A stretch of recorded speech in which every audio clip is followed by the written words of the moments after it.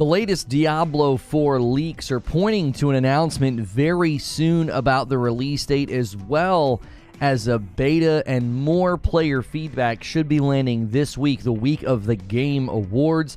There's also been some recent feedback about respeccing the endgame and comparisons to some other games that I would like to discuss with the live audience. Now, I put all of the information right here at the beginning of the video in the form of an update, so you don't have to go looking for it. And if you like this kind of content, be sure to hit subscribe and the bell button so you don't miss these streams. This is a Reforge update. The latest big Diablo IV announcement is probably planned for the Game Awards, and it's likely to include a Diablo IV release date as well as information about the upcoming Diablo IV open beta. I'll also be looking at some of the comparisons and things said recently from people who have got to play Diablo IV with respect to the endgame, as well as some thoughts on respeccing your character. So according to insidergaming.com, they exclusively reported that Diablo IV news will be released before the Game Awards on December the 8th.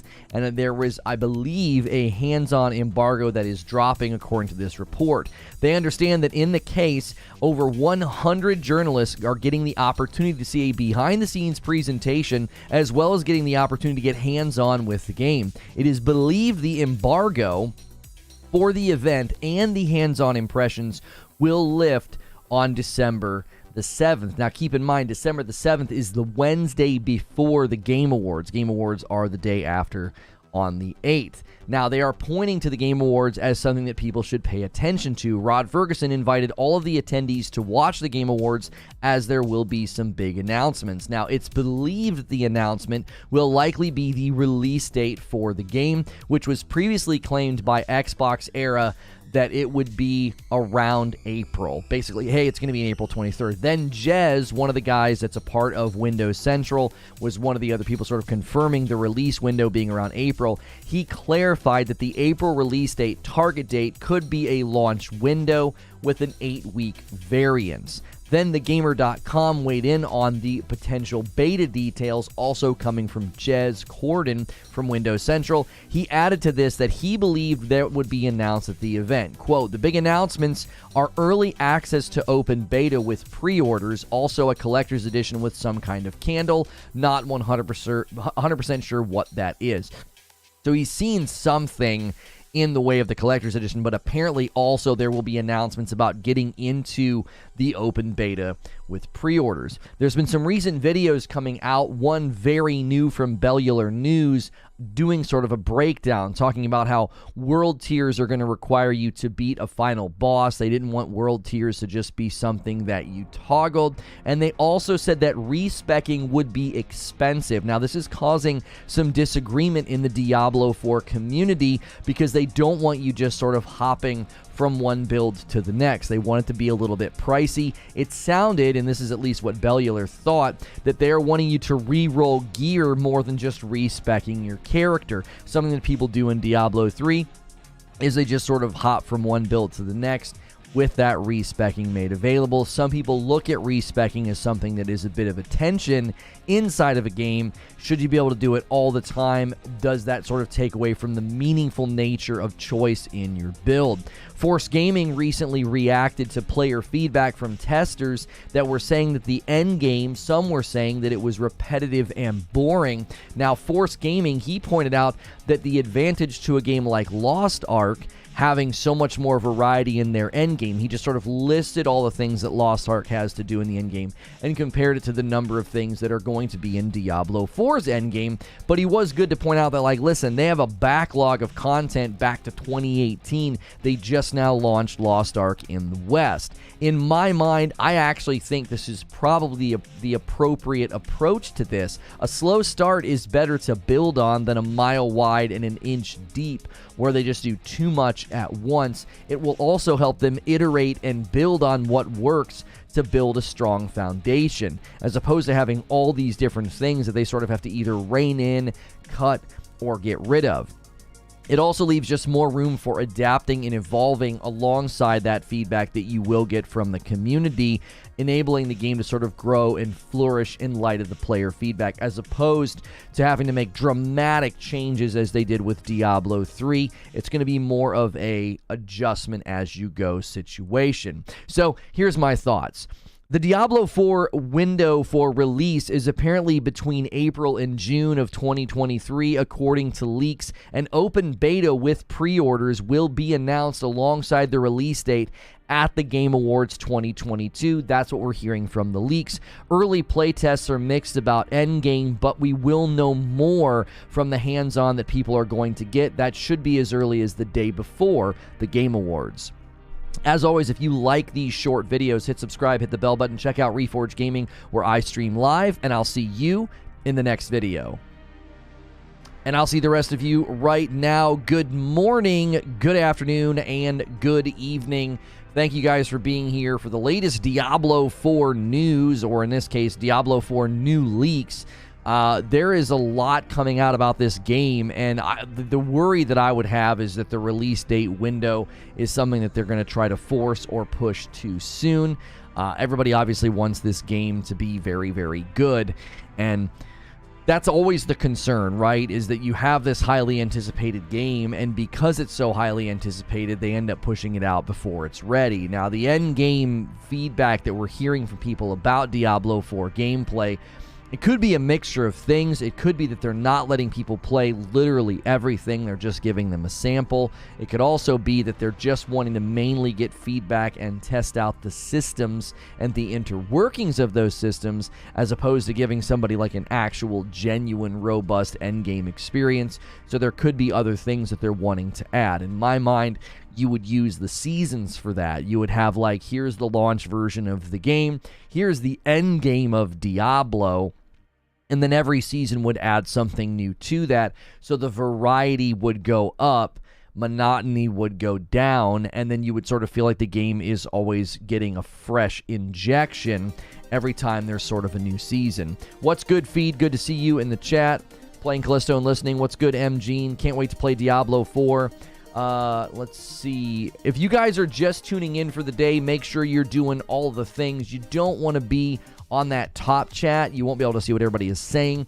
And make sure you go through all of your daily rituals. The second segment today will be for members. Let's get this going here. Let's get this started. There we go. I'm gonna make sure that the members thing is working, because this is not a real member. There we go. It is. It's working, and should have made it. Let me know if it did make that little sound. Good morning, Murph Dog. How are you? Good morning, Talika. Good to see you. Oh, everyone is feeling well. We're dealing with, thankfully not us, but everybody we know seems to be down with something. Haven't been asleep yet. Couldn't sleep, so I stayed up playing WoW. Yeah, I'm seeing a lot of people talking about that. What's good, Wolfie? How are you? Good morning, Nar Waffle. How many times that happened in recent history? Well, I mean, I'm curious what you guys think, because when I look at an end game, I honestly, I have a hard time deciding what I think, because if they build the end game completely out and it's robust and it's got breadth and it's got depth and it's got all this stuff, but then the community lands on it and doesn't like aspects of it, or they want certain things turned, different. Hey, I want to go back to this scene just so the first member gifted Chingaring's the thing. Thank you, Narwaffle, for doing that. The very, very first gifted member. Is the music playing? Okay, yeah, the music is playing. I was like, what is going on? My headphones a little bit too loud there. They act as like speakers on my table. Left Control Gaming got that first gifted member. Thank you so much, Narwaffle, for starting things off. I'm not sure why it didn't hit. It might just be delayed, or maybe maybe it was super fast. Maybe it was super fast, and when I went to that other scene, we have that thing on like an automatic timer. It might have overrode it. So sorry about that. You didn't get your little ding. Welcome back in, Left Control Gaming. Today we'll be doing Mean Comment Monday for members. That's the segment that we'll be doing during the lunch break. So if you're not a member, you're missing out on those daily segments. What current game do you think has the best end game? Derek, renewing, let's just call it the Diablo. That's a 5-month milestone. Thanks, Derek. Yeah, the Diablo. Funny enough, Diablo 3 seems to have one of the better and better designed end games. Now, I think the limitations of the fact that they had to tack that on to the sort of the tail end of the game, you know what I'm saying? Like, they didn't build that game with that in mind. But I actually think that Diablo 3 is a really, really solid end game, which that's really what's going to inspire the Diablo 4 end game. Let's go 15 months. Thank you for doing a VIP, Rissick, and for hitting a 15-month milestone. Welcome back. He says, many more to come. Let's get those likes up. Thank you, Rissick. We get to say mean things to you today? Sweet. I got a list. No. What current games? Yeah, so in my mind, when I look at the Diablo 3 setup, I'm like, okay, you've got a couple of things in your favor. Number one, you have the regular seasonal injection. Number two, you've created content loops within sort of the existing areas, right? It's like, hey, this is where you're going to go to do this, right? This is where we're going to go to do that. Yeah, it does kind of... Somebody said this morning it looks like Kratos. It is kind of funny. It does look like Kratos.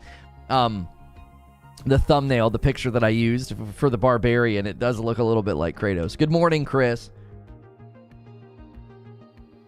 So, you know, I'm looking for chat here to weigh in on this with endgame design. Would you prefer them to have it completely built out and super in depth, and then, you know, have to make changes as they go?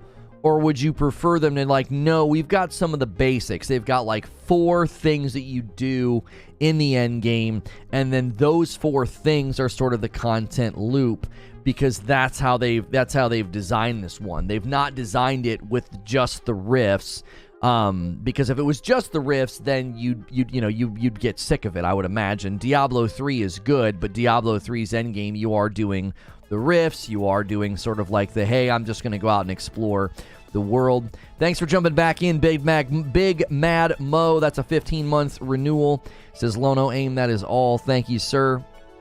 I mean, according to a report from The Gamer, Diablo 4 wants you to play its endgame for thousands of hours. That was earlier this year.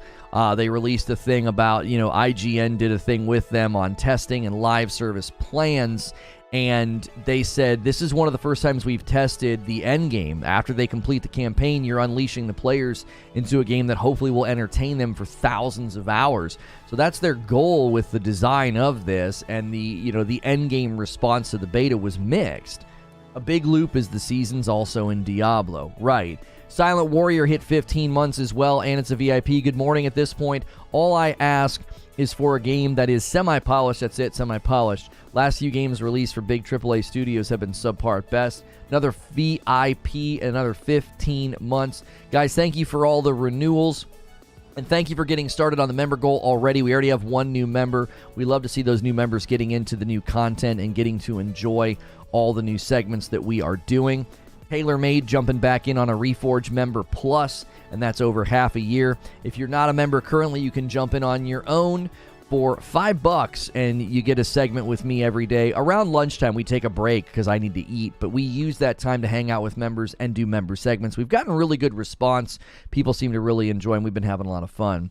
I just don't want to see another No Man's Sky effect, even though I respect the crap out of that game.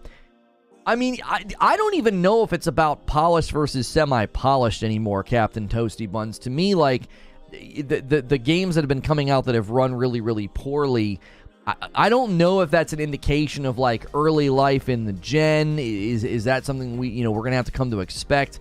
But it doesn't even feel like we're in, the gen. Didn't say my name, Shamelessness. You don't like my new name? Oh, I didn't say your name. Sorry, 15 months from Solemn. I didn't mean to not say your name. Sorry. When I look at a situation when people are saying like it's boring or it's repetitive, I always want to experience that myself, because end games by their nature are repetitive. End games by their nature are going to be you doing the same things over and over again. So I need to go experience it for myself, because I felt like they had a good list of things that you would be able to do in the end game. You've got PvP, you've got Nightmare Dungeons, Whispers of the Dead, Helltide, with more end game content on the way. So, and it says here that Ferguson didn't want to get too specific about Diablo 4 seasons, as the transition from shipping a game to live service is one of the toughest in the industry, but he did say the goal is to release a new season quarterly. He wants a little leeway in this schedule for now to make sure Diablo 4 launches in a good place. So that starts to sound like a Halo Infinite scenario to me. Now you're talking about, like, yeah, we might not actually even have seasons every quarter. He wants leeway on that schedule. Well, if he wants a little leeway on the schedule of you're going to ship the live service version of the game, you're going to start having quarterly new seasons, to me it's like that's the bare minimum for a live service game. Like, well, maybe not the bare minimum. Live service games don't need to do seasons, but you need to be doing something, I would imagine, at least once a quarter. The season 1 does not need to start for some time. They're going to hopefully have... Well, yeah, I mean, I guess that's true. You could have your Diablo 4 release date. Everybody kind of gets in and enjoys the content, and then Season 1 could start, you know, a while after that. What, 2 or 3 weeks later? And then you could have your Season 2 bumped out from there. You just can't do what... If you do what Halo Infinite did, you're setting yourself up for failure. Yo, what's good, Hex? You're setting yourself up for failure. I mean, if that's their approach, right? If the approach is, yeah, we need a little bit of leeway, we need to make sure Diablo 4 launches in a good place, and so you wait 6 months for that season to roll over, I don't know. I think that's going to be a big problem for your live service game. I think under promise is better than disappointing. I'm saying release a finished product. Yes, DLCs or add-ons are great. Yes, patches and fixes are appreciated. But for the love of sanity, put out a finished game. I think the challenge with saying just put out a finished game for a game like Diablo 4 is it's not as simple as being like, here's a great campaign, see you later. This is the foundation for an ongoing game.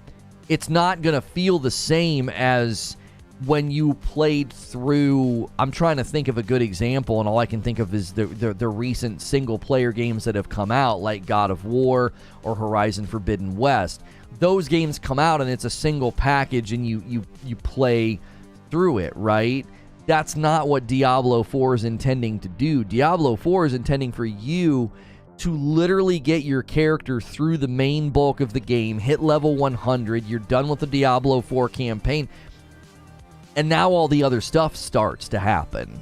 Well, now you're grinding. Now you're running endgame. You're running a dungeon. You're running a nightmare version of that dungeon. Like Diablo 4 nightmare dungeons are basically, you know, things you've already played, but now at a harder difficulty. And then you've got Whispers of the Dead. You've got Helltide. You've got all these other things you can do. Not only that, you've got PvP. You've got, you know, I'm assuming people are going to want to run PvP. That I've never been drawn to PvP in games like this, but there are a lot of people that pour hours and hours into an RPG like this. They loot up, they min-max, they find some meta build guide somewhere, and they use that as their, what is this? Oh, that's spam. They use that as their, you know, like that's their playground. You know, PvP is the playground of many. So, as long as you don't put a Halo Infinite or worse anthem, put out a Halo Infinite or worse, I'm good, says J Murph. Thanks for using that coffee command, Jassification. Guys, get your coffee orders in. I will have the Frickmas bags in my possession on Wednesday. Now, I'll be out of town Thursday, Friday, and I'll be back next week on Wednesday. So I'm not going to be gone for nearly as long this time. You're just going to miss me 2 days this week and 2 days next week. We're doing like an early Christmas with my wife's family, and that way we'll be able to be here for Christmas. So I will be gone Thursday, Friday this week, and then Monday, Tuesday next week. But we will ship all of the Frickmas before we leave.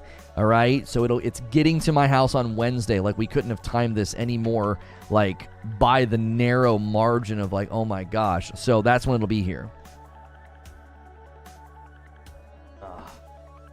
That's a long time to be gone for milk, Dad. Thanks for using the glasses command, Chris. Guys, don't forget, we are back with Gamer Advantage.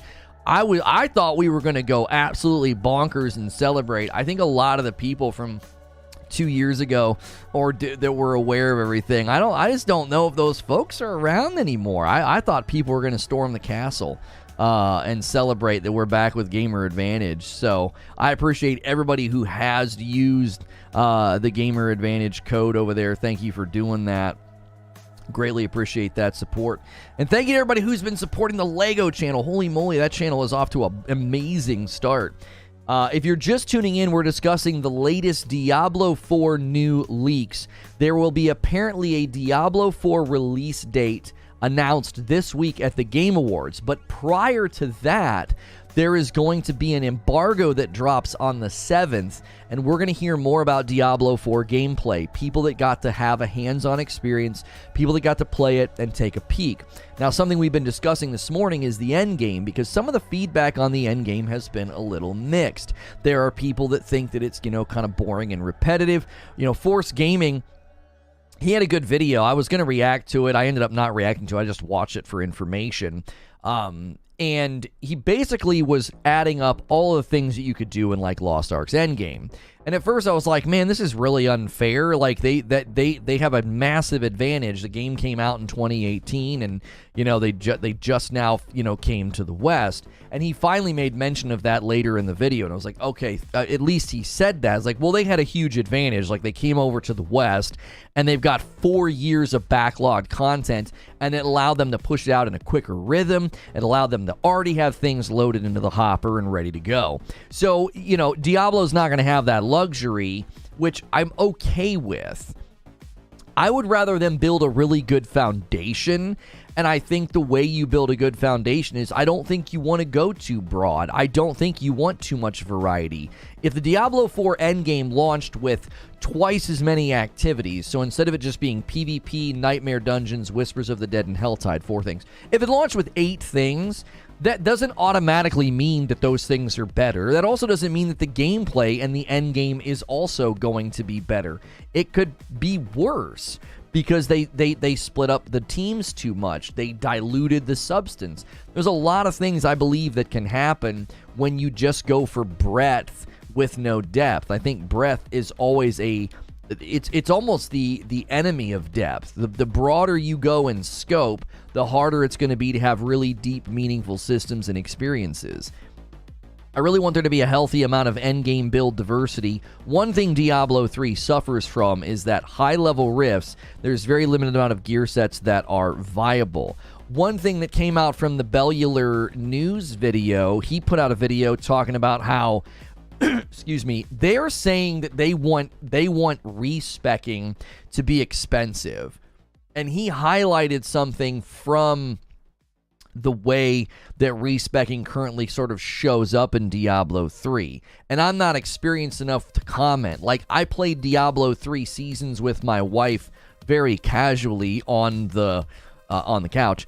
And the thing that kind of drove me crazy was how many things they wanted you to do solo. I was like, I don't understand. It's an online multiplayer game, live service, and half the things you want me to do for the season, you want me to do by myself. It's like, I want to play with my wife. I don't want to split up. And so we stopped doing it. We literally stopped doing seasonal characters. I think the second time we loaded in, it did it again. Like, we got so far on the dial of chapters and things to do, all of a sudden all the solo stuff started popping up, and I was like, yeah, that's my clue to get out of here. So I'm not super familiar with the respec, but it sounds like this is what Bellular was basically saying. People get the gear set, that green gear set, and they just like respec their character around it. And they don't want people sort of doing that, almost like hopping from one build to another. And one of the things I was going to ask you guys about, chat, is just, we are not, I don't know if YouTube's having trouble or what, but I am trying to stoke the fires here. What are your thoughts on their attempts to curb respeccing? Because I'm torn on this, right? If you have too much respeccing, it's a problem. It's like nothing is meaningful. Your build is sort of chameleon-like. You're always changing your build. You can always swap things around, right?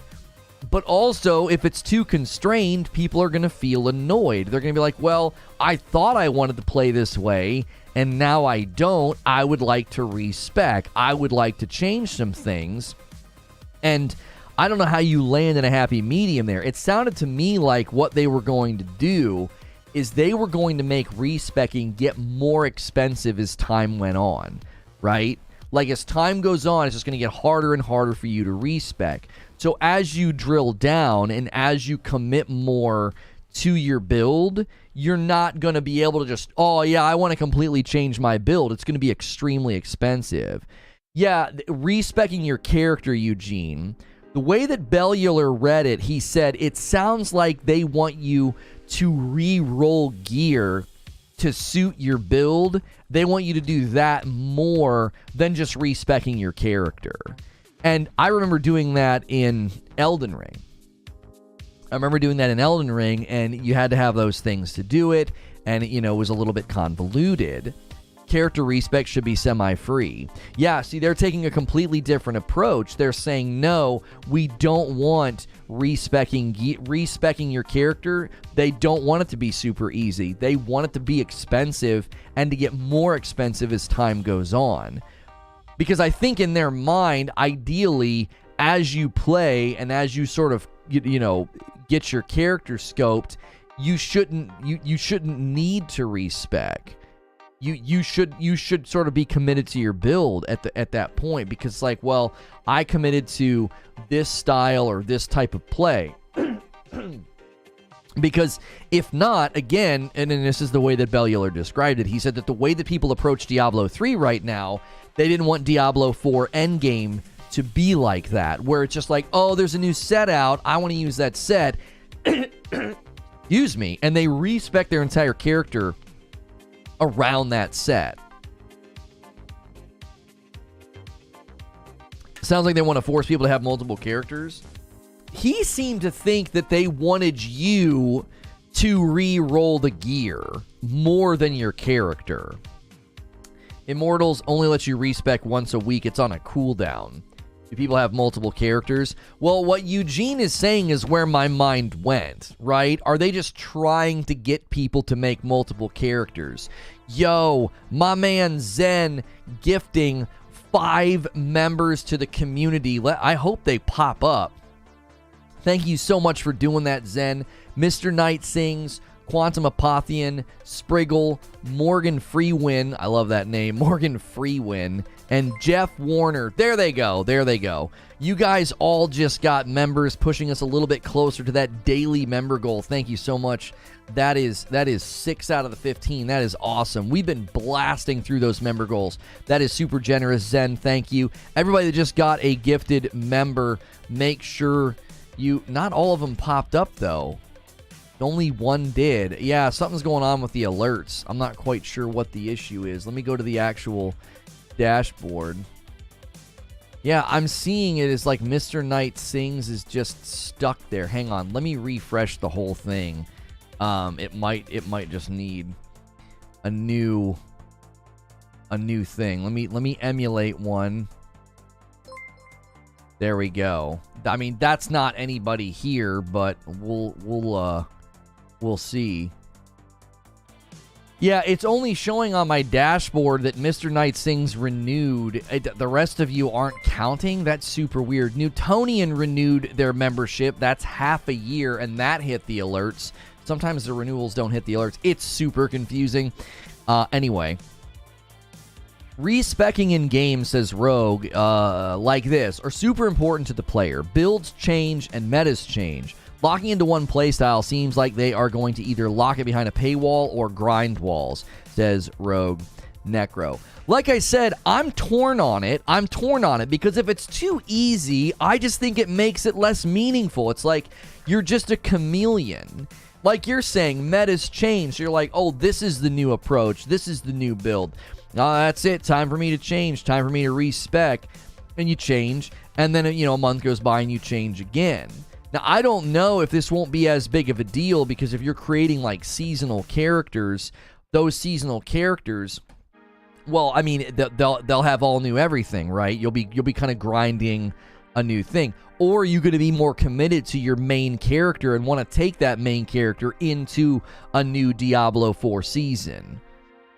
Phantom Phoenix says they wanted to have it closer to D2 instead of Diablo 3. They want your choices to matter when choosing what build to use, instead of you having all your skill and your build is based solely on gear.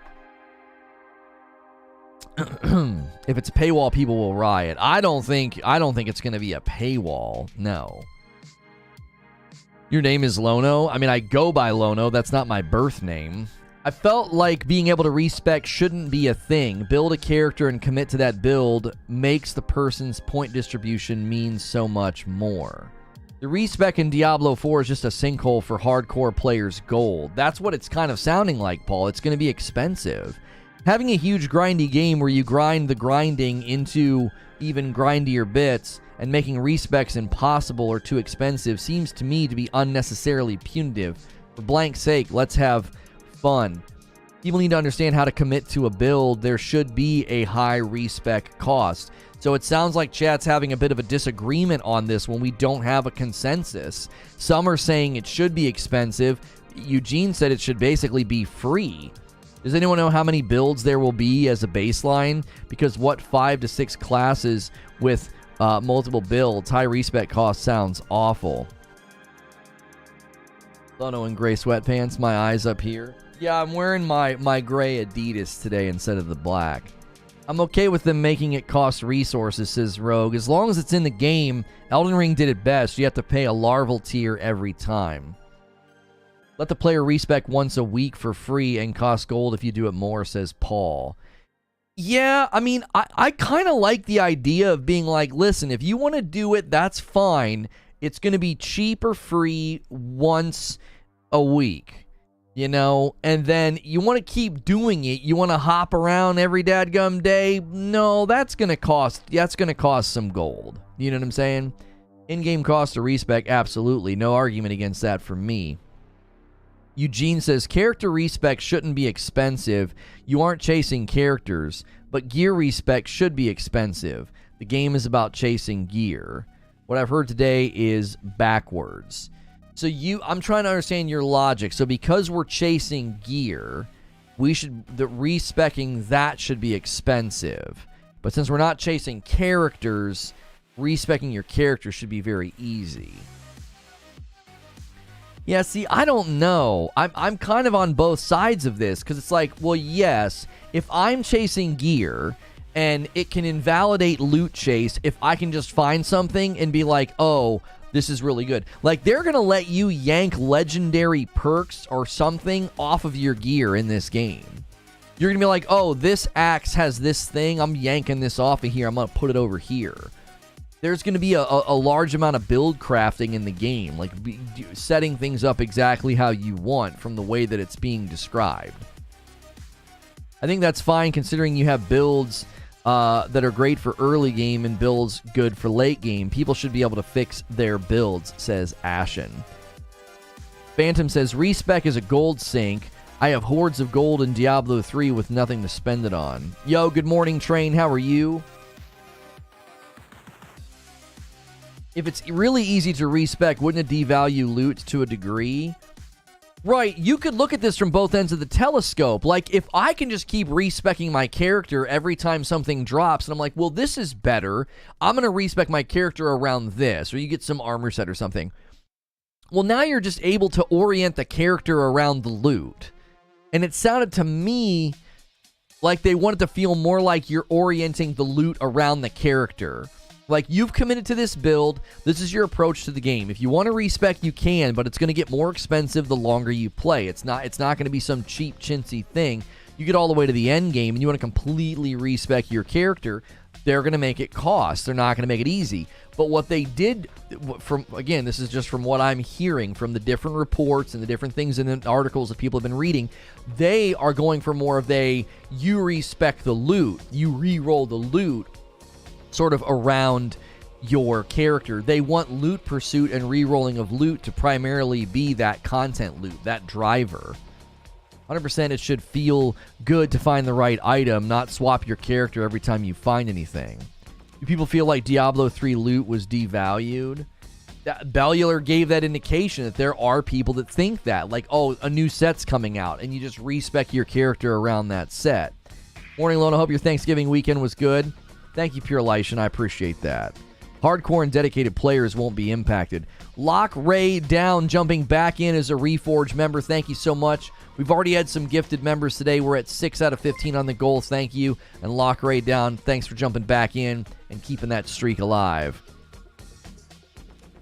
Hardcore and dedicated players won't be impacted. This sounds like a system that will only hurt players it's not aimed at. Yeah, because hardcore and dedicated players are typically in a position of wealth. They're like, well, I have tons of money. I'm fine, right? They're like, I don't care. What's good, Lido?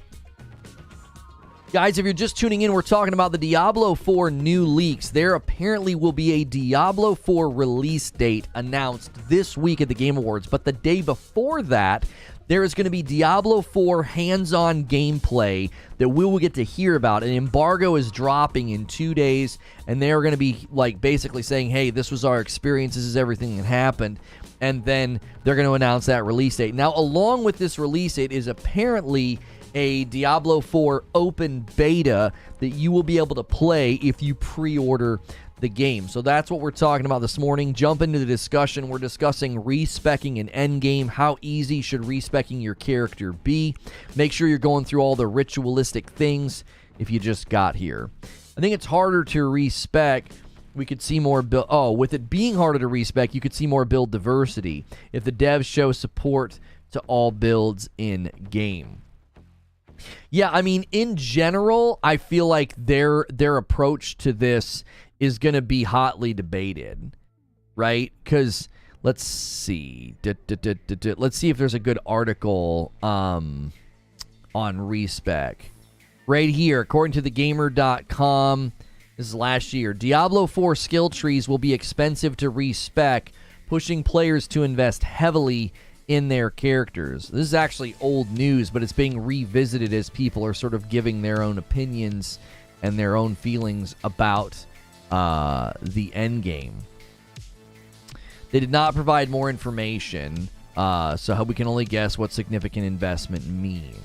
It appears Blizzard is taking a more conservative approach in Diablo 4, as you'll be able to change skills an unlimited number of times, but there will be a cost associated with this. As you level up, the effort and cost required to respec will increase, and in the endgame, this will, quote, require a significant investment to appropriately match the time and effort you've put into defining your character.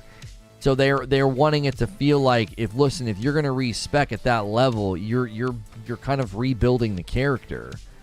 Since the new direction appears to be forcing meaningful choices for skill trees that cannot easily be undone, Blizzard is trying to group related skill nodes into nearby clusters.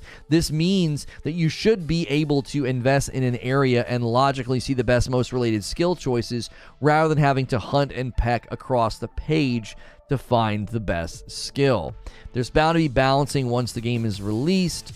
Blizzard describes the design philosophy by stating that, quote, we want choices to matter and characters to feel different from each other, not just one click away from being identical to all others. I don't know. I feel like that's fair pushback. That's fair pushback. You need to make these choices, and they need to be meaningful. And if you don't want to be like, oh, I found a wiki guide, time to change my build. Oh, so-and-so released a video, click, click, click. Yep, now I've got the meta build, and then everybody else with a barbarians doing the same thing.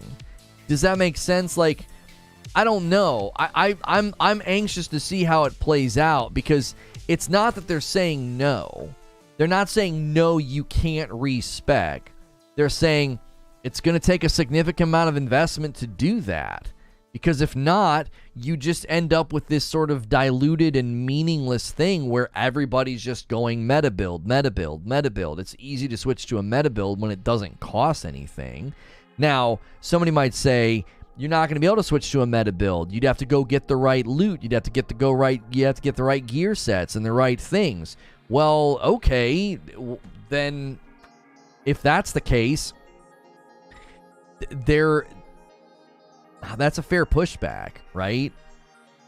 I don't know. It's hard because we don't quite understand how the skill trees interact with the gear just yet.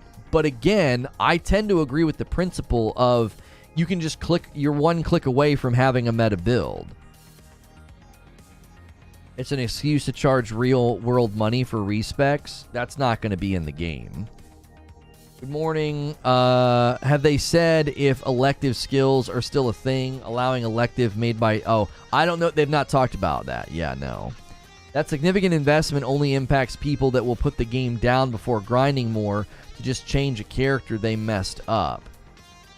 Yeah, but I would imagine they said that's in the end game, Eugene. The significant investment is once you get to the end game. If you get all the way to level 100 and you're like, oh, I messed my character up, well, then you're just a bad player. Like, you see what I'm saying? It's not going to be that expensive as you're playing through the game. You're tweaking things and you're trying things out.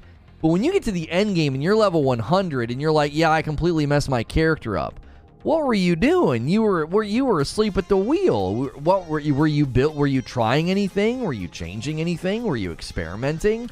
Did you swap anything around, or did you just keep, just drilling down into a tree that didn't make any sense for how you wanted to play?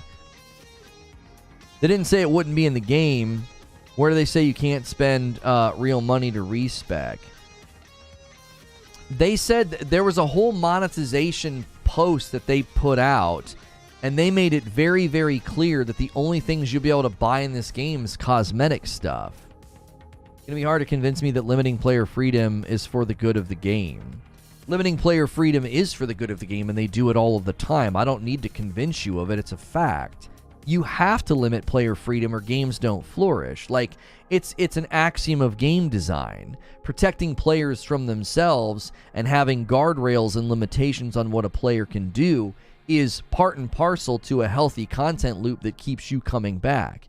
If I don't protect you from yourself and I'm designing a game and you can take every shortcut, you can take every quick route, you can dilute the game into basically optimized zero fun, then your time in the game will be short and your enjoyment of the game will be low. There's a science behind content loop design. You cannot simply let players do whatever they want.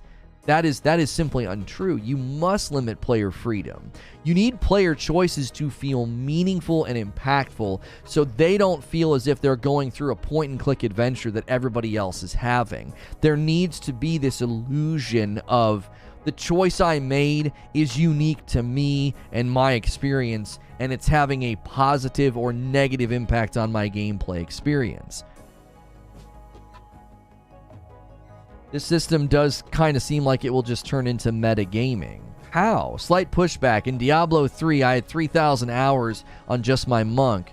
I and other theory crafted constantly, so it wasn't like that. However, in Path of Exile, because you can't respect, people follow guides religiously. Right, but what you're saying happens in an environment where you can just immediately respec. Kage, do you honestly expect me to believe that if they just open the floodgates and they're like, yeah, you can respec anytime for $0, that's all people are going to do? They're going to go to a guide and be like, oh, here we go. Click, click, click, click, click, click, click. I did that in Outriders. I got tired of my guy not feeling strong. I found a guide and I went in and I clicked all the boxes that the guide told me to choose. People that are going to wiki warrior are going to wiki warrior no matter what you do. I think making it more meaningful to be like, no, I came up with this build. I've tweaked a couple of things along the way and I've re-rolled some gear to make it fit my build. Given the opportunity, players will optimize the fun out of a game, and therefore, one of the responsibilities of designers is to protect the player from themselves. That's exactly right. Isn't that the guy that was behind Diablo Loot 2.0? Callisto Protocol sucks. I mean, we're not talking about that. So, the idea that devs have to protect me from myself in the game of engagement mystifies me. Needless grind, time sinks turn me off faster than anything. Let me have freedom. Right, but you're assuming that that's what this is going to turn into. Right? What's good, M-Man June?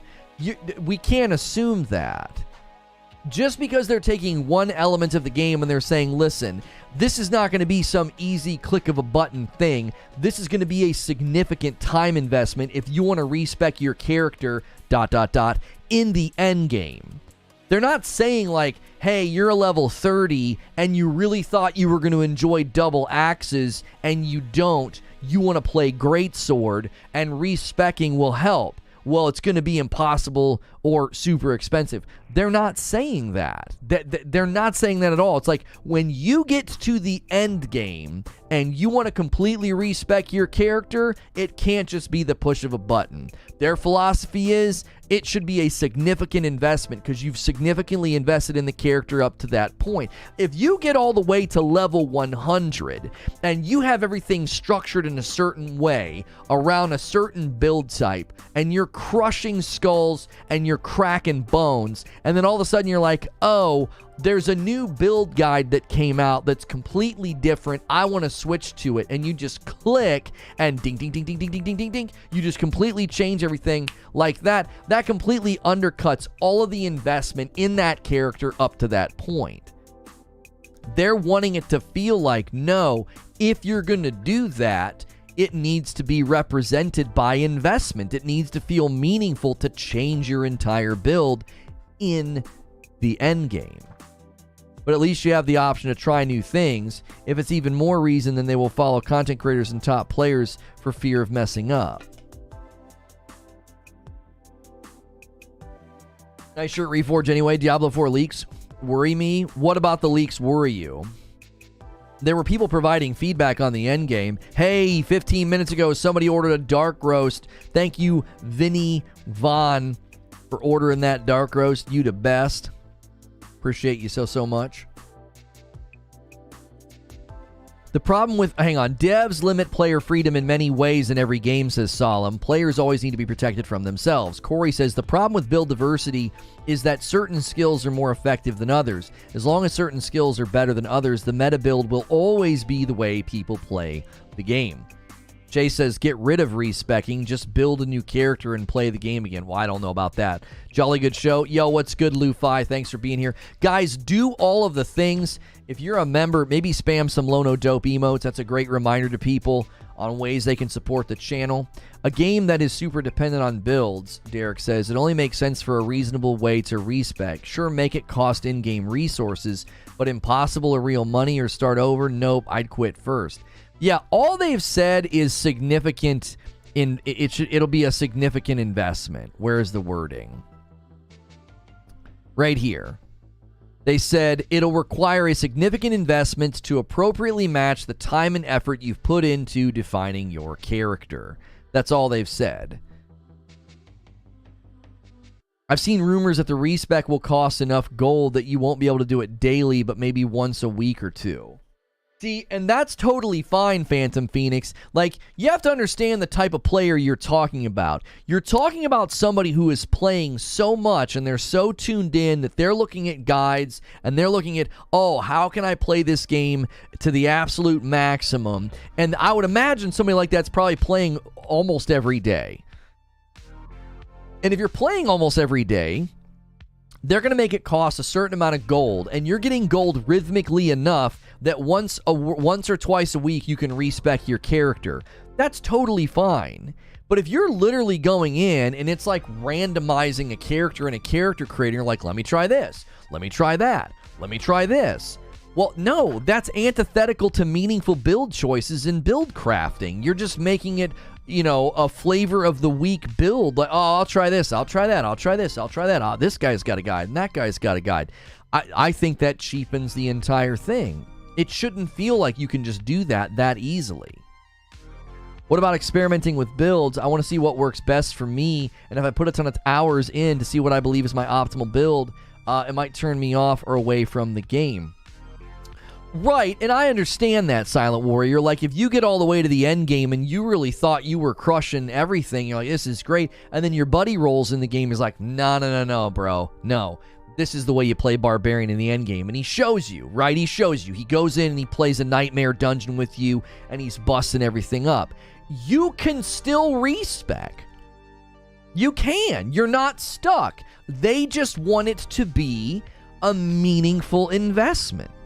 They don't want you to be like, cool, and you click a bunch of buttons and you're different now. You didn't build into that. You just clicked a bunch of buttons. Do you see the problem? Like, mentally, there's a psychological issue here, too, that we're not considering. When you do that, you didn't earn your way to it. You just clicked all the buttons. Think of it this way.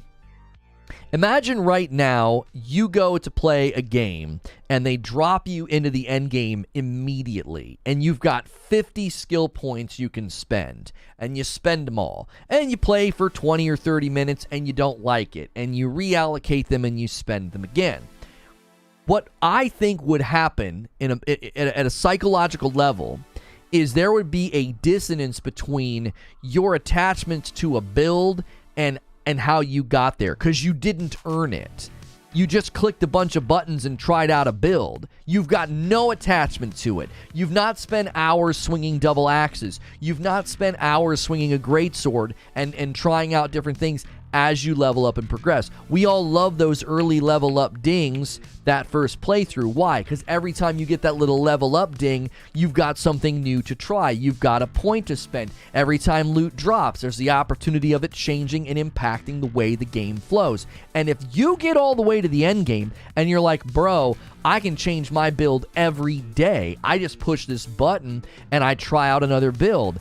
That 100% cheapens it, because you didn't do anything to earn it. You just pushed a button and switched everything. Now, you might push back and say, well, hang on, though, Lono. If I change my entire spec, I'm going to need new loot, am I not? What if I find some really good gear, and I want to spec around that gear and change my build? I think the way they're setting it up, they want that to be a difficult decision. They don't want you to be in the end game and be like, oh, a great sword. I'm going to try that. Click a button, respec your character. There's nothing meaningful attached to that. There's absolutely nothing behind that decision feels impactful. It's like, yeah, I just pushed a button, I tried it out.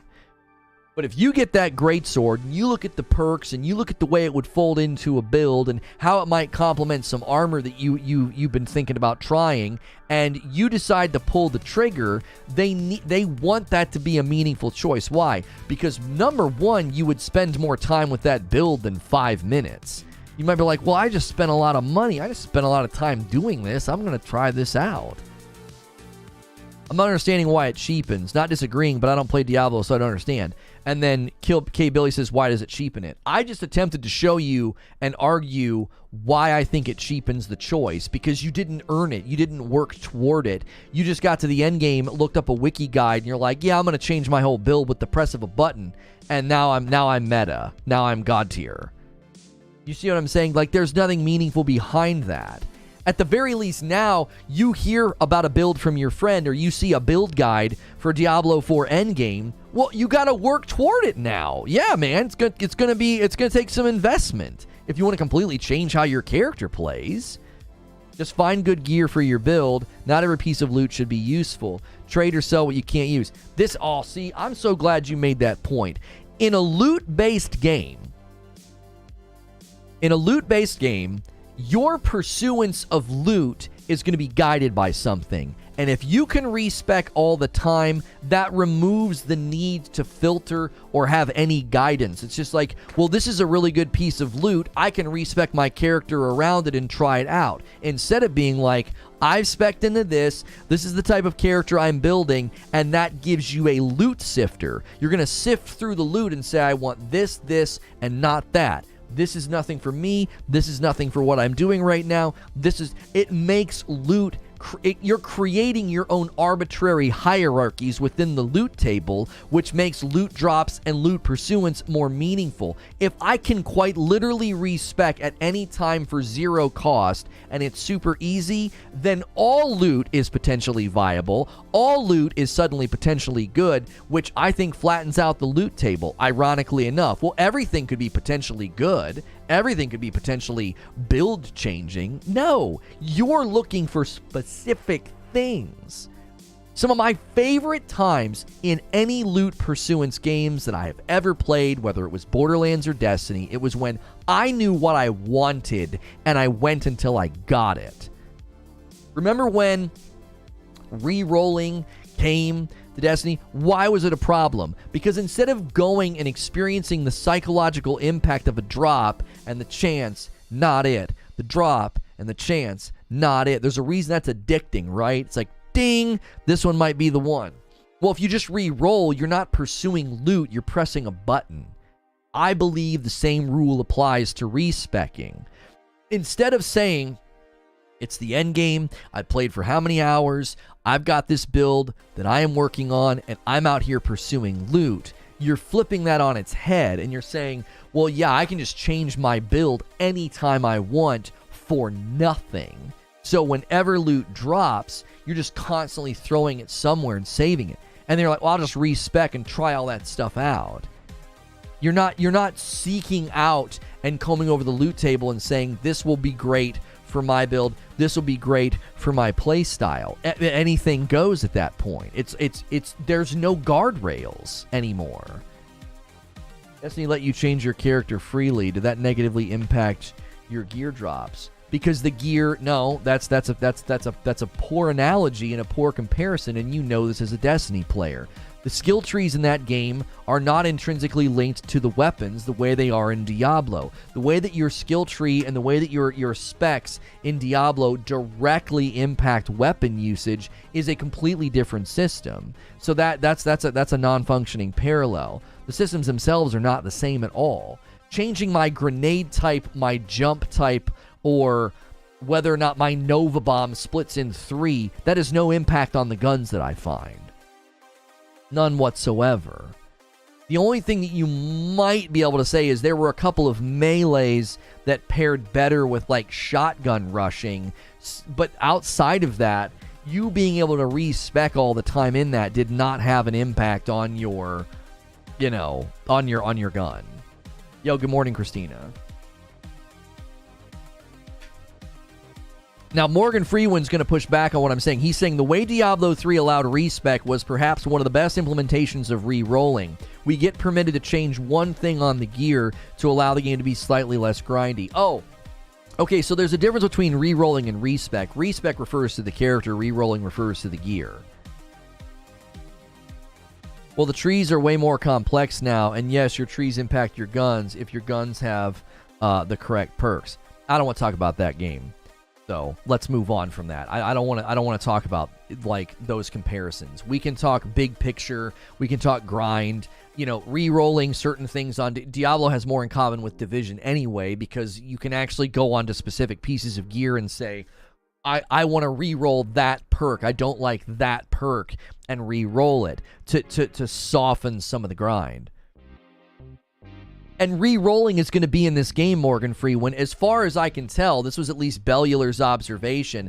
Bellular's observation was, listen, if you're going to change your build late game, you're going to do it through re-rolling gear, right? And that's going to be how you do it.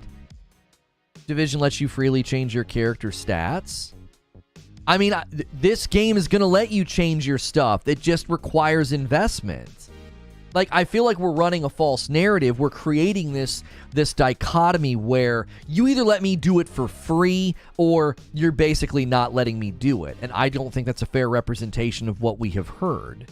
They say that it will require a significant investment to appropriately match the time and effort you've put into defining your character. That's all they've said. And so I don't think we can be like, well, nah, yeah, they're basically not letting me do it. I'm going to point to games that it doesn't cost anything to do and be like, yeah, this is the best way to do it. We don't know the impact this is going to have on the content loop. Because if it drives you down a path of more loot pursuance and then loot refinement to fit your build, that is a perfectly good system. Not every system needs to be like, no, bro, these games did it this way, so should you. I don't agree with that. In principle, I think you could say many games diverge on this and there's not like one way to do it. I think escalating costs is a good system. Your flexibility decreases as your ability to make an informed choice increases. That's exactly what Bellular said in his video, that the farther you go, the more costly it becomes. It costs like 40 million gold at the moment at level 100 to respec. I don't want to break. Okay, I'm not going to say who said that. That's like 4 days of play. So it sounds like it's a once a week thing. Like if you're playing regularly, you'll have enough gold to respec your character around once a week. I don't know. I would say the target should be twice a week. Once a week sounds low to me. That sounds like it's on the low end. If you're regularly playing, if you're a committed player, if you're playing this as it's designed, you're playing it like a live service game, I think re-rolling twice a week is perfectly fine. It cannot be cheap and easy. It needs to be meaningful. When you're at level 100, when you're in the end game, when you're playing that much, that kind of a decision needs to require a little bit of work and commitment so that you really think about the choice. You're not trying on a pair of sneakers at the store where you're like red, no, blue, no, brown, no, green, no. You're just shoe. You're just constantly changing the shoes. It's like, no, this is a meaningful choice. You can't just keep doing this. It needs to be something that's thought about and combed over and considered so that when you do it, you're not just going to immediately throw the build over your shoulder and be like, yeah, I didn't like that one. No, it needs to be more about the research and the looting and the investment. You need to be attached to your build and your character. That's what keeps people coming back. Like, as far as like the psychological tethers to investment, one of the things that people do in games now is they become attached to the game because of the sense of progress. You play a silly Candy Crush game on your phone. There are levels that you get. There are pathways that you earn, and that gives you this sense of attachment. You're attached to the game in a particular way. And one of the things I think about the way that people get attached to games like this is they get attached to their character and their build. What's good, Sweat? Good to see you. And I think when you get attached to that and you're going to keep coming back and playing, if you turn your build into sort of a disposable, ever-changing, press of a button respec, I think that erodes your attachments to the character. The character is no longer a character. The character is a means to an end. You're just using the character on the screen as a means to an end. I'm just going to change these stat numbers. I'm just going to change this gear. You're eroding attachment in my mind. Like it would not surprise me at all if this done properly creates stronger pathways of attachment in a person's brain because of the time that it takes to get there, earn it, and make those adjustments. It's not something that's done willy-nilly. If the loot chase is the end game, why any need to add cost to respec? I have to agree with Eugene. Seems needless grind. It's not a needless grind if it adds impact to your choices and it makes you second guess changing what your build is. Changing what loot matters to you. The character shouldn't become a stat sheet. That's exactly right. Yes, that's saying it another way. You're just turning the character into a stat sheet. There's no attachment to the character. They're an ever rotating, a gondola of specs and gear. Nothing's ever staying the same. It needs to feel like a meaningful choice. When I did that in Elden Ring, it was meaningful. We went and we got these particular swords, and then we went and got the thing, and we went and talked to the lady, and we respect. I didn't just go into a menu and do it. That happened all the time in Elden Ring, by the way. That happened all the time in Elden Ring. I'd see new loot, I'd see new weapon types and think, that might be fun to spec into, but I couldn't do it right then and there. It was going to take a bunch of time. It was going to take a bunch of investment and maybe even some research. What you're saying is Respec shouldn't use a Game Pass model. I'm just saying what they're saying. Respeccing should require investment. It shouldn't be easy. I'm not saying no to it. I'm saying it should require investment. Diablo interview with Wowhead. They're talking about mechanics and identity. And is this the one with IGN? I think the gamer was pulling from the same article. or the same interview, I believe. It was a while ago though. Is this a newer interview? This is 29 days ago. Oh, this is the thing that Bellular was reading through. Yeah. This is good. This is good stuff here.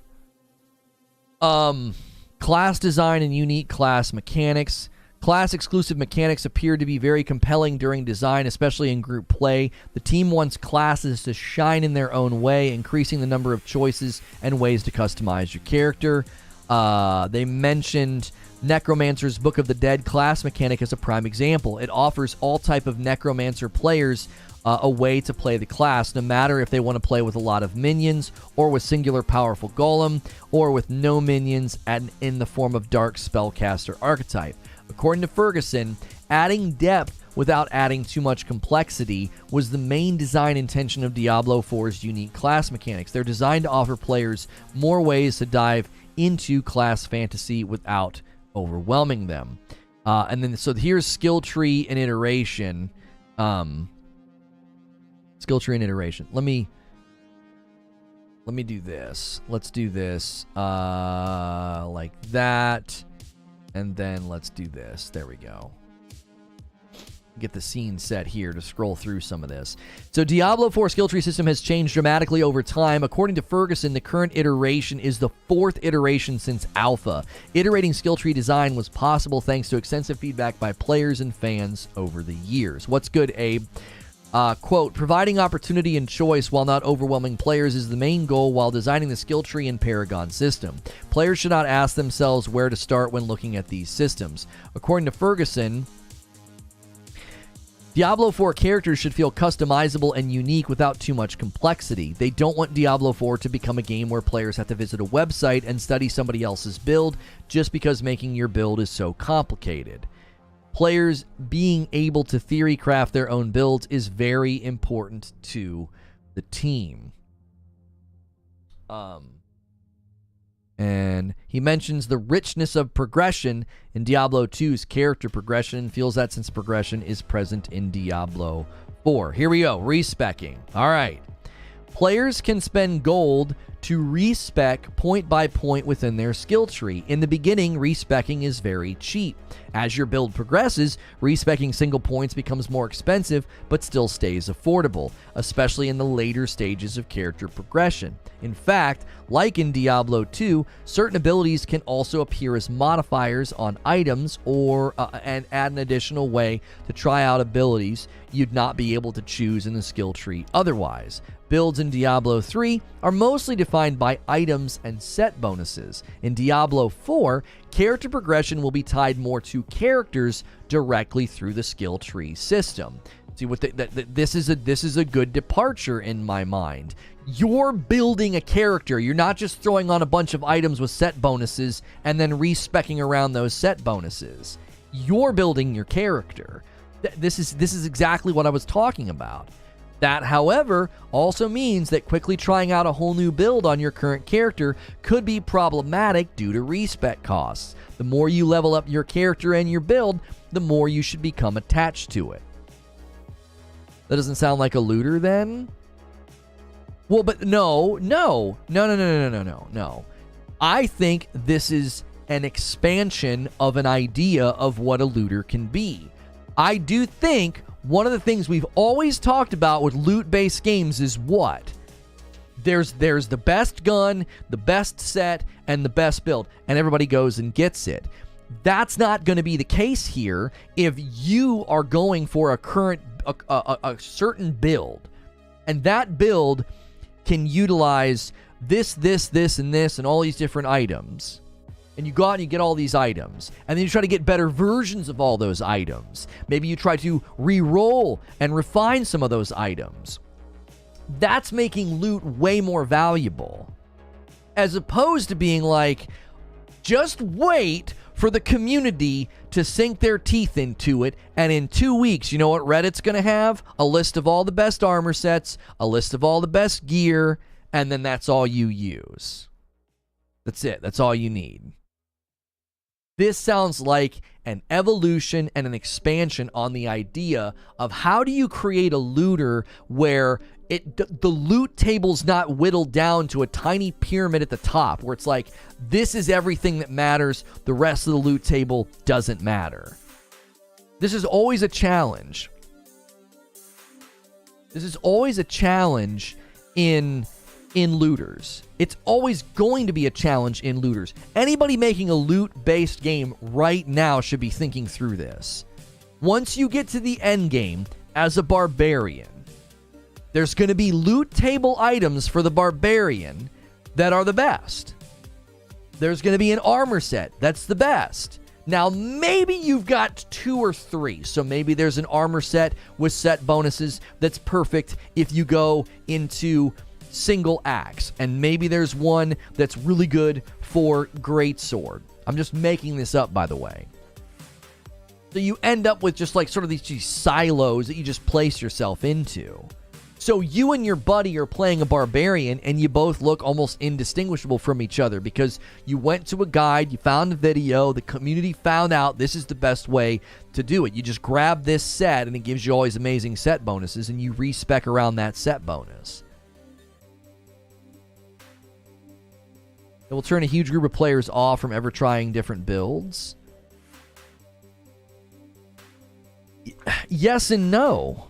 Yes and no, because I think if you're spending that much time investing in and spending the time building and theory crafting your own build, you're going to have a lot more ownership of it. So you might be less likely to just build hop, which there's good and bad there. There's good and bad. It's like, well, I would love to build hop and try a bunch of different builds, but it's just too expensive or it takes too long. But it could also mean my character's way more meaningful to me now. I'm way more likely to come back and play a season and continue to grind and continue to get stuff for a character that I'm extremely attached to. The real question becomes, how much time until I can spec correctly and win the game? Maybe I'm confused. Why wouldn't that be the case with this? Won't they just spend the gold to respec to that theoretical Reddit list? No. No. Listen to what they said here. I think this sentence is probably one of the most important sentences that I've read about Diablo 4. Builds in Diablo 3 are mostly defined by items and set bonuses. In Diablo 4, character progression will be tied more to characters directly through the skill tree system. So what they did with Diablo 3 was brilliant. Every season, there's sets and set bonuses and new stuff to go get and go try, and everybody goes and chases it. They're not wanting to build something that is that unidimensional. They want Diablo 4 to go the distance, to go 10 years, and not just be, hey guys, it's Season 7, here's all the new sets and set bonuses for all the characters and classes, and guess what? Everybody's chasing the same dadgum thing, and everybody looks the same by the end of that season. That's not what they're going for. They're going for more of a character progression, build progression system where you're crafting your own build. I mean, look at this frickin' picture, for crying out loud. Okay? You are building something that is more akin to set pieces that you're putting together, and then those set pieces become the sifting bowl for loot. So not everybody looks the same. Not everybody's chasing the exact same build. Now listen, it's unavoidable. I think it's just a mathematical reality that at some point somebody's going to say, this is the best barbarian build. This is the best build for the necromancer, and you're going to do it. You're going to find that guide, and you're going to go chase that loot, and you're going to go do all those things.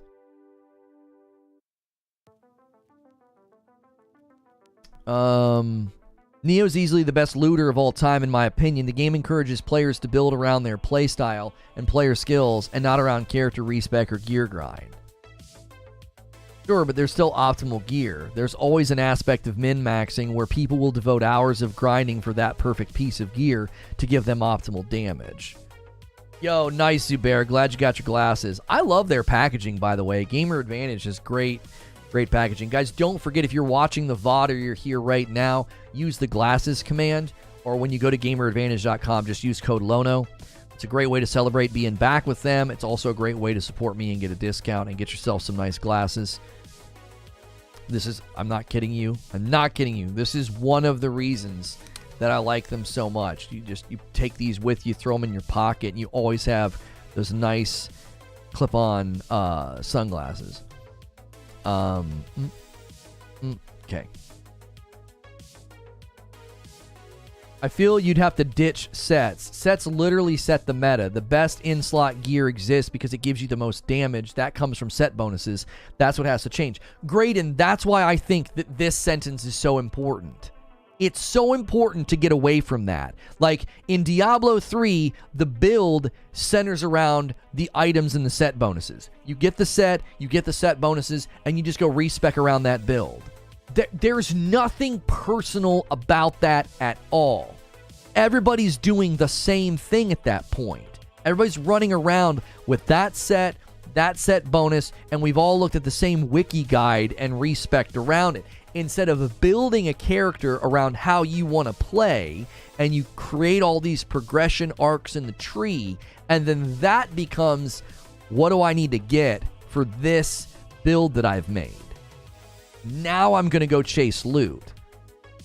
This build is perfect for axes with dot damage and armor with rebound reflection. I'm just making stuff up, by the way. I'm confused about what respecs everyone's talking about in D3. Aside from changing skills, the only thing you can respec is Paragon, and once you get high enough, it's just vitality and primary skill. Right, that's the point, Vengeance, is this right here. That's the other thing people are missing. You can't see, this is a giant departure from what you do in Diablo 3. This necessitates them handling everything differently. You can't just let somebody respec this anytime they want for $0. You can't let somebody just constantly come in here and be like, nope, I'm shuffling everything around. I want to change my build. I got a set bonus. I got an armor set or whatever. This isn't in Diablo 3. So to come to Diablo 4 and be like, no, it needs to be like that. It needs to be centered around the loot. It needs to be centered around set bonuses. And I need to always be able to change my stuff. You're asking the game to not evolve. Who said freely at any all the time at any time? You said that it should be practically free. That's essentially anytime you want.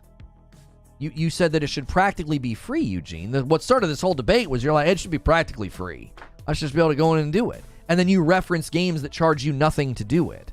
I don't know how I was supposed to conclude anything other than those arguing for respeccing want it to be a very easy and free choice. They're referencing games where that's basically the case. You just go in and then you're done, and then you're done.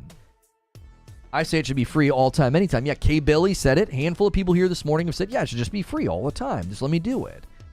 And when you look at this picture, this is a new way forward. They're not building a system where you can just go in, shuffle a couple of things around, and then, oh, I've got this new build now. I've got this new armor set. I don't think they're building a game like that. We also have to have some level of trust. What's good, Sorcerer?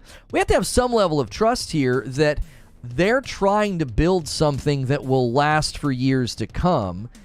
And what they ultimately did in Diablo 3 taught them a ton of lessons. Like, a ton of lessons. If I get a good drop and I'm well into experimenting with builds centered around my drops, it'll deter me from experimenting any further. But you have to argue which is most important. Creating value within the loot table that drives your loot pursuance, or experimentation. Like, which is more valuable?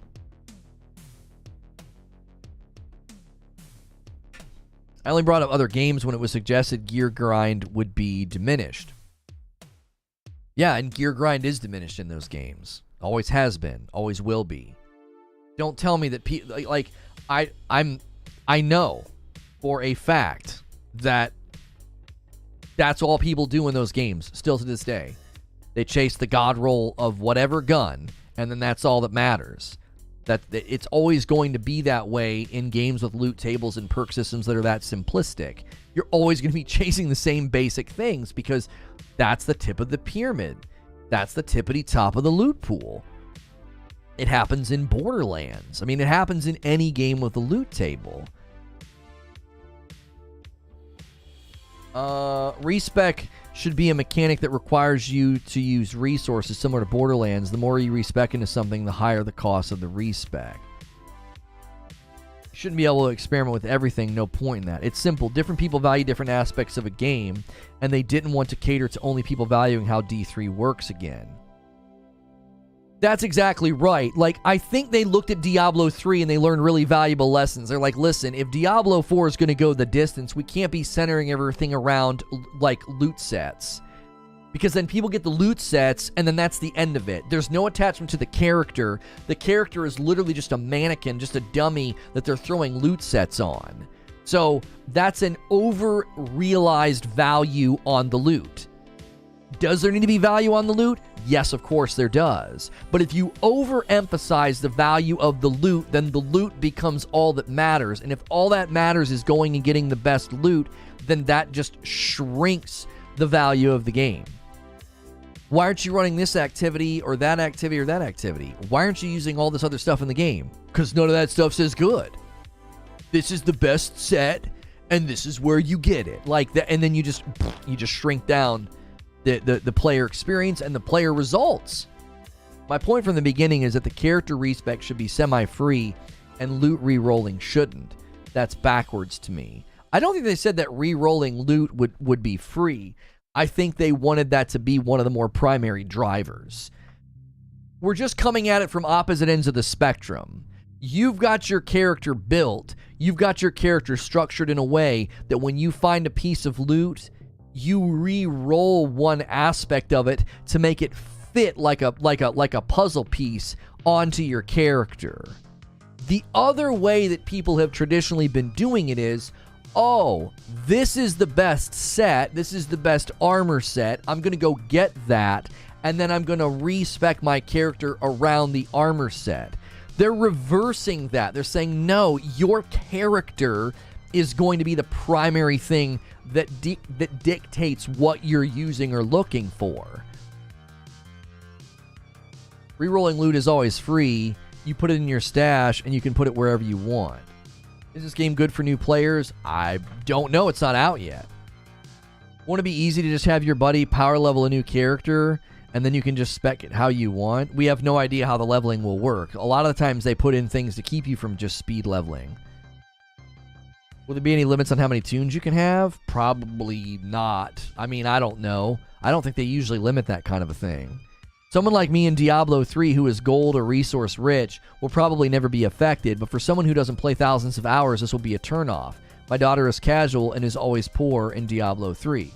Right, but you're describing someone who probably fundamentally doesn't matter to their metrics, and let me explain why. You're describing somebody who will apparently get all the way to the end game and apparently be so in tune to the game's systems that they're going to want to respec. I think you're describing somebody who is either incredibly rare or they're just playing kind of like a dum-dum. If you get all the way to the end game and you have no idea what kind of a character you wanted to build and you're level 100, then I don't know what in the frick you were doing while you were playing. The point is, by the time you get to the end game, you should have some centrality, some approximation of the character that you're building. And if you want to make minor changes, fine. But then it's time for you to go get loot for the character that you've built.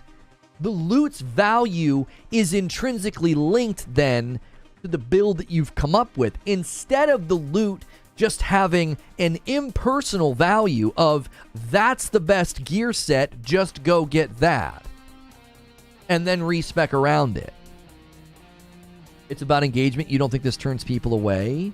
I think the number of people that it turns away, like I said to you, I don't think they're the commonality. You're describing a player that doesn't make any sense to me, K-Billy. You're describing a character that got all the way to the end game, and apparently they don't like the build that they've come up with, so I don't know what they were doing all along the way.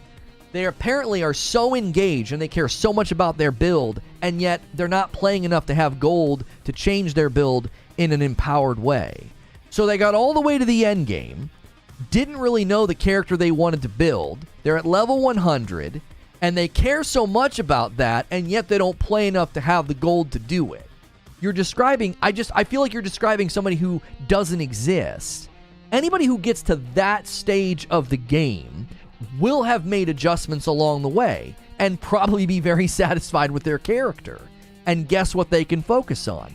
Go and get loot for the build you came up with. Instead of, well, no, go and get this particular drop and then respec your character in relation to the drop. If you're a build maker theory crafter, I have to imagine this sounds like a turnoff. I don't think so. No, because it's not about respecking around gear. Like, it's a different system.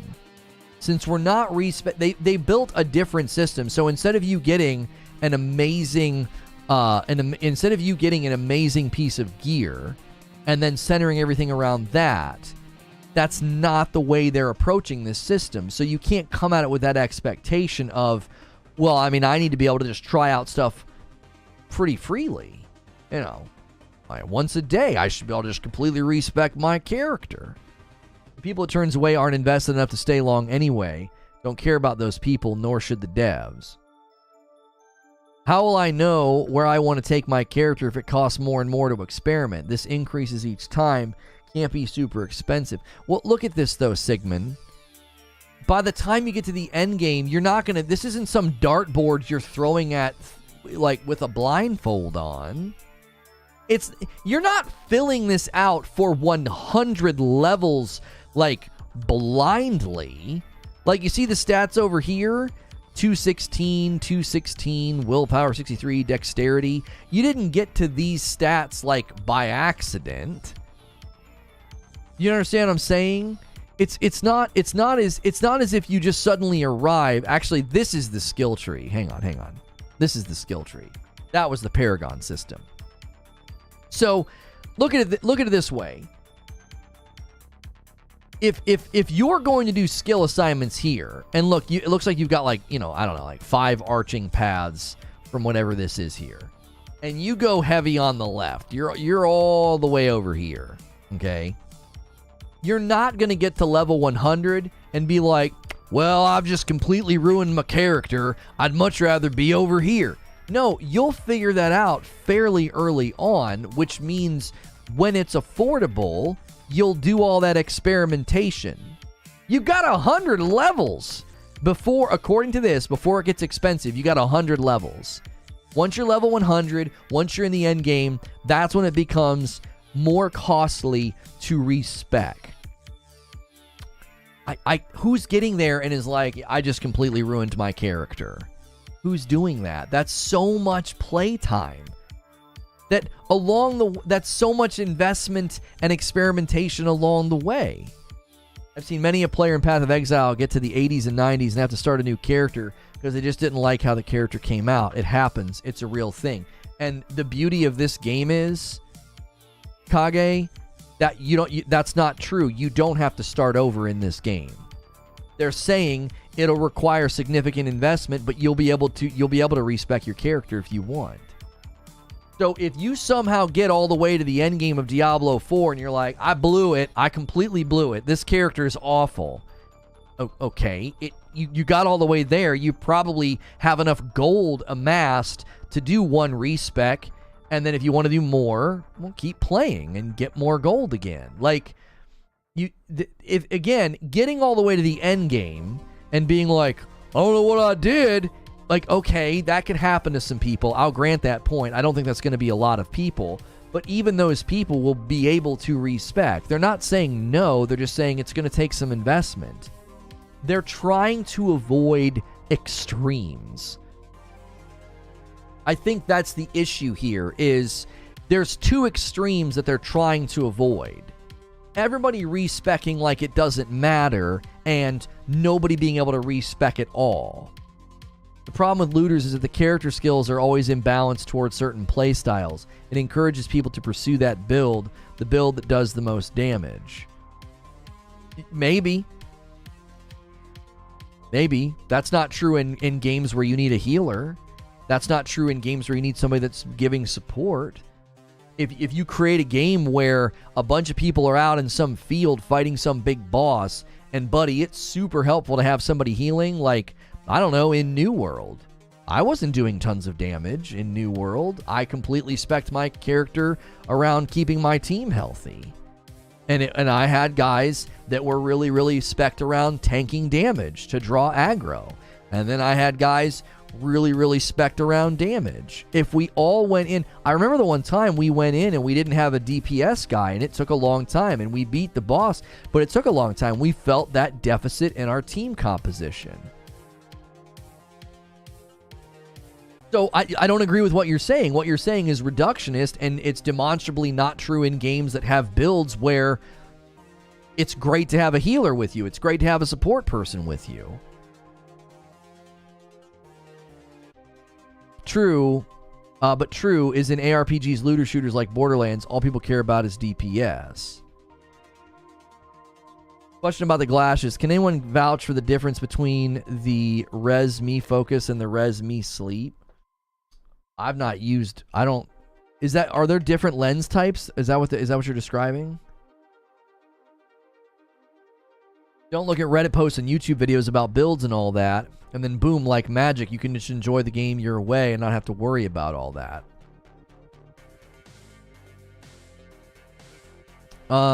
This is why I like ESO. Every build is valuable. Yeah, ESO is another example of a game where not everybody's centering themselves around DPS.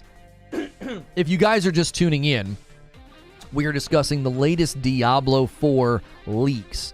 There were some Diablo IV new leaks that came out, and we're breaking them down. And one of the things that we're discussing right now is the respeccing. They're not going to make respeccing like super duper easy. It's going to require investment, and we're debating about that. We're debating whether or not that's the right approach, because, you know, people get attached to a character or not attached to a character. They just want to change their character every other day, or maybe they want to change their character every time they get really, really new loot. And so we're debating on whether or not it should be something that requires investment, or should it be something you can do, you know, easy, once a day. Being, I want to change my build. Telling people how they should be enjoying the game is them enjoying it in their way. The irony in that statement is dripping. Well, I mean, I can see the irony in what he's saying, but I can also see some wisdom in it. Like, if we...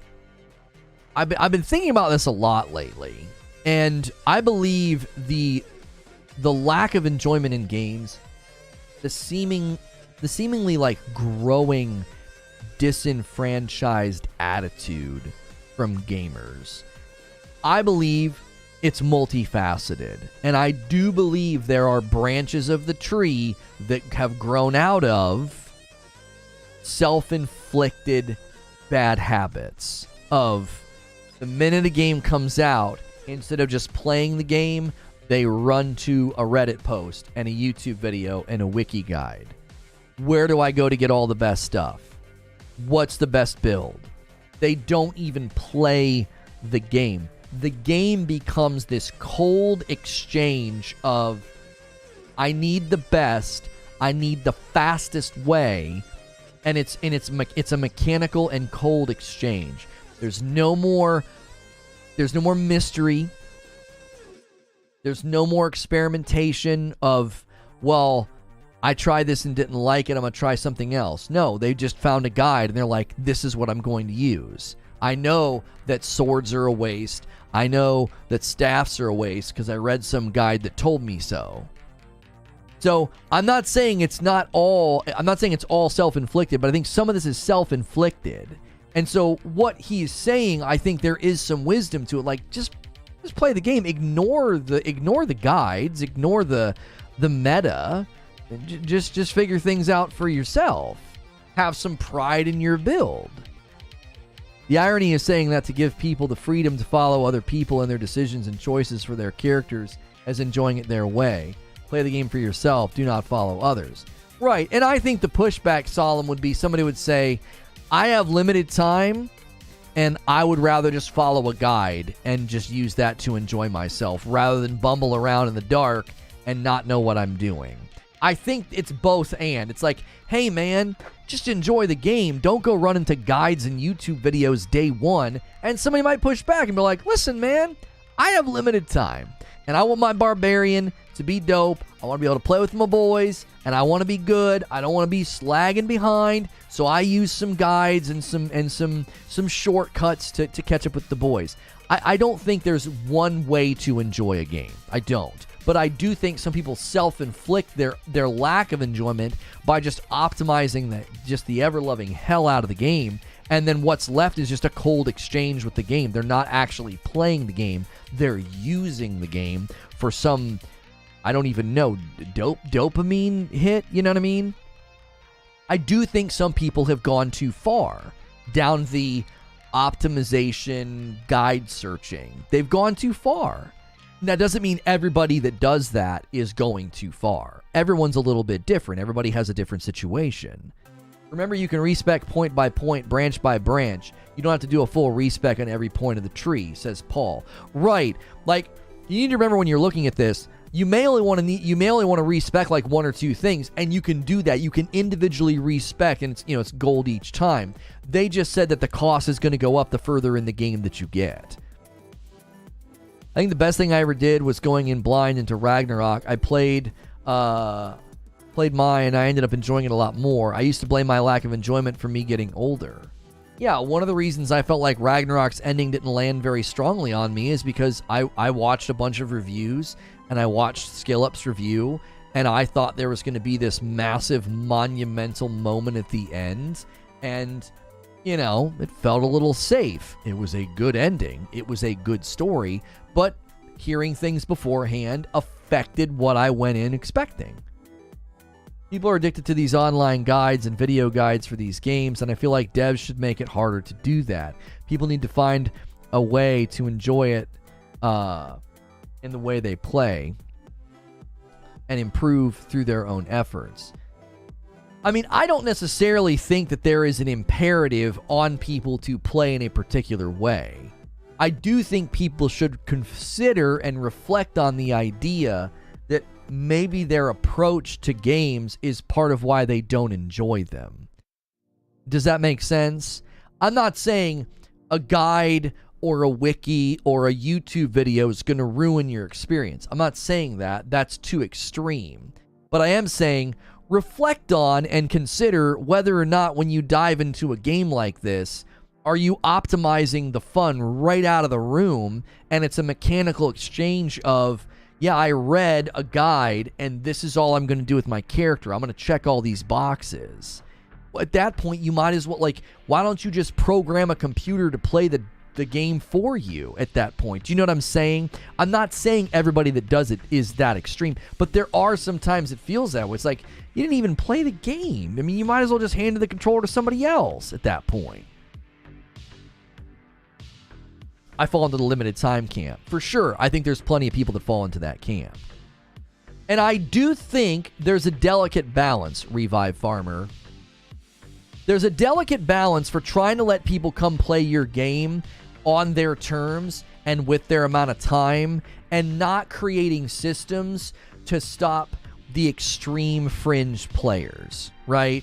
The guys that play for 10 hours a day, 7 days a week, and they've got 8 characters maxed by the end of the month, trying to slow them down and legislate to that player, well, what you can end up doing is you can hurt the more mid-lane, more casual player. So the systems need to be put into a way where, and I feel like the way they've talked about this makes the most sense, as you progress, the farther you get in the game, the more expensive things get, because ideally, those would be your more committed players hanging out at those thresholds. And so it wouldn't hurt them. It would just create good structure and rhythm so that there is a slight pain, a slight twinge of pain when they go to respec. It needs to feel like a choice, like a meaningful choice. It doesn't need to be a magic wand they can wave 18 times a day. What you're saying about seeing reviews and having an impact the way you saw the game ending is exactly why I don't look at reviews for games. Well, I think you can look at reviews for games and not read the details, Corey. Like, I think you can go and look at, if, like, for an example, like with Callisto Protocol, you could go to Metacritic and you could see the scores, and you could go to Steam and you could be like, this is a risk. I'm taking a risk if I buy this game for my PC. It apparently is having performance problems, and apparently the combat it's hit or miss. No pun intended. And I think that you would be able to do that and not have any spoilers.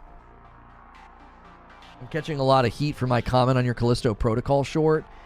Look, if there's one thing I've learned about people who are fans of Dead Space or Callisto Protocol, they are ironically fragile babies. They are fragile babies. Like, they can't conceive of somebody looking at a trailer and being like, this doesn't look very good. This looks bad. They're all coming unhinged. They literally brigaded against my Dead Space short. They mass reported it a second time. And this time they won.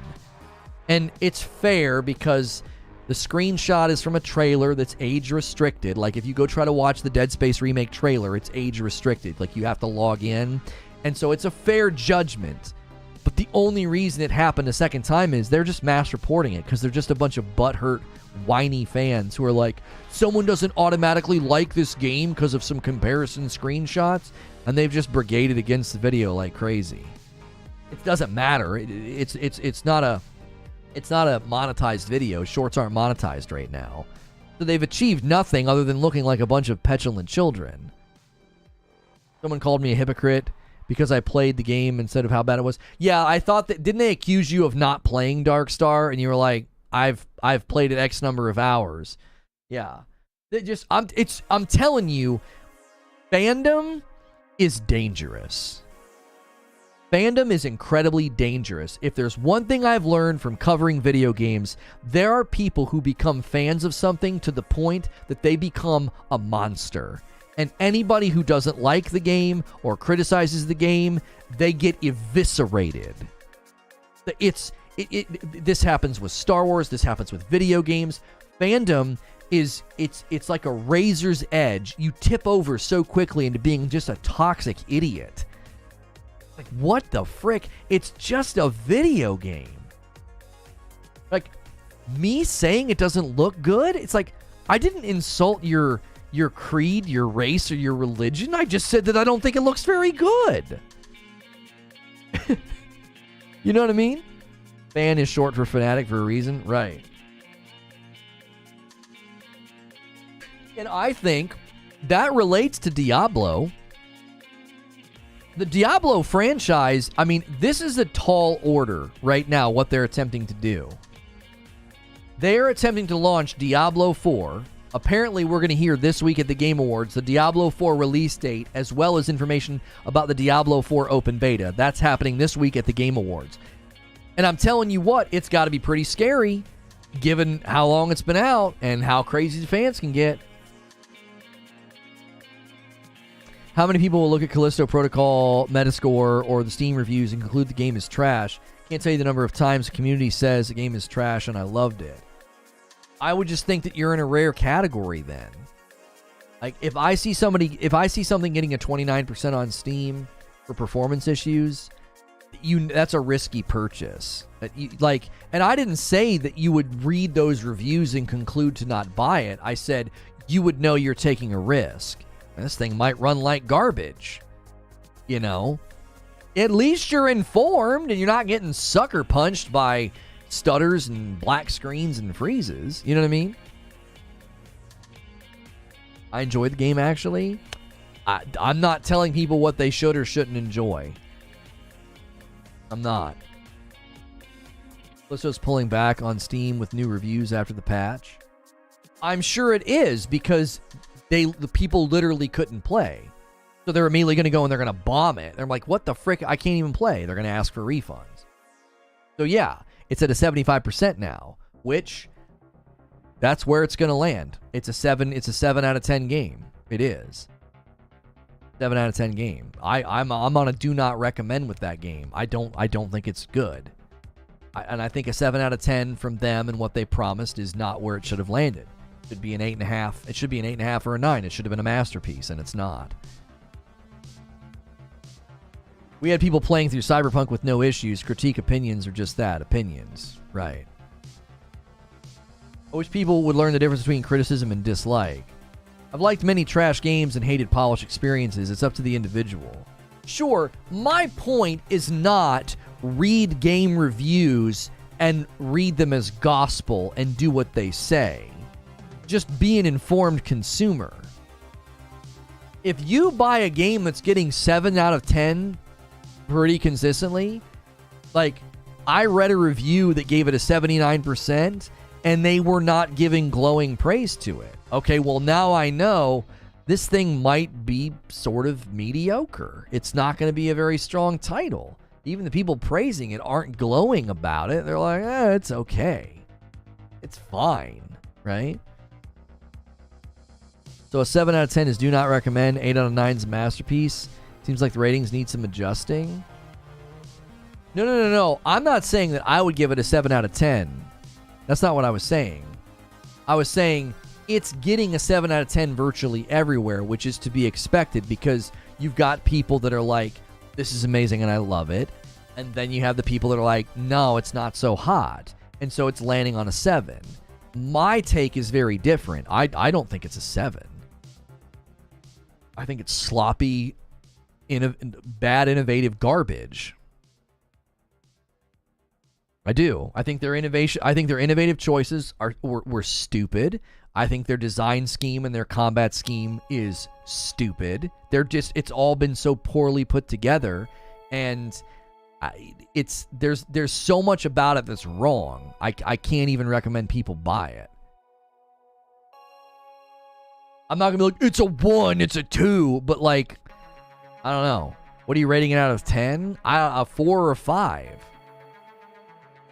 Like, I feel like it's fair to me to give it a 5 out of 10 and be like, some of y'all are going to play this and think it's amazing. The rest of y'all are going to play this and be like, what the frick am I playing? There's no in between, which is why I don't recommend it. It's like, don't get it. Unless you're one of those people that like you're super confident you're going to enjoy it. They innovated on all of the wrong things. All the wrong things. It's the combat and the control scheme alone is one of the stupidest things I think I've ever seen a company do. I give it a 4.99 repeating.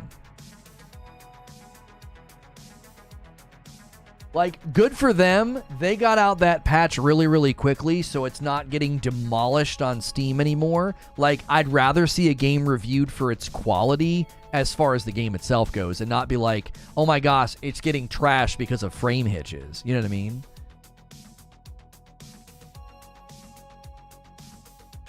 I could not recommend it at 70.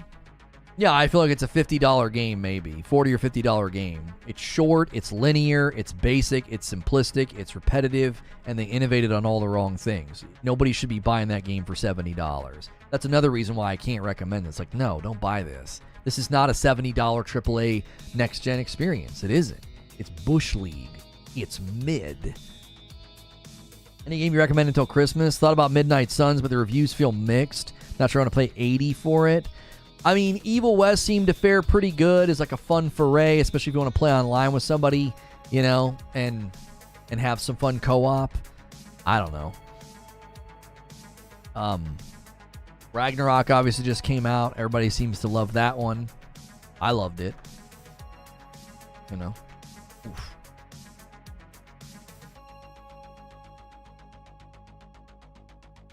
To bring it back to Diablo, I didn't want to cover Callisto again. I might react to some Callisto content, which I haven't done this yet. I was supposed to publish an update on the reaction channel, and I haven't done this because I was busy all weekend with trying to put up Christmas decorations and trying to get ready for a short trip that we're taking that's just adding a lot of stress. So I just didn't have time to do much work over the weekend.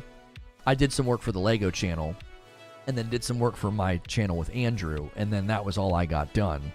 But since YouTube is now empowering us to do live content, upload content, and shorts all on the same channel, and we're seeing great success by doing live and short, we feel like the solution to this channel getting regular uploads is the reaction content.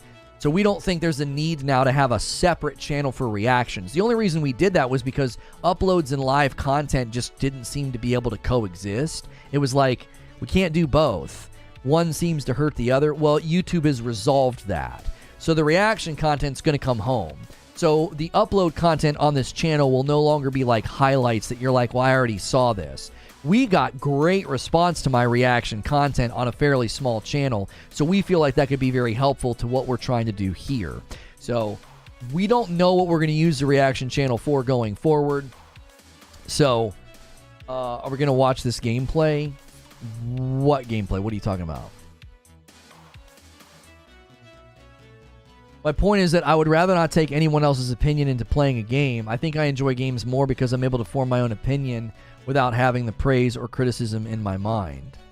I mean, I do think having information in your head ahead of time will always create slants, biases, and expectations that can either help or hinder your experience.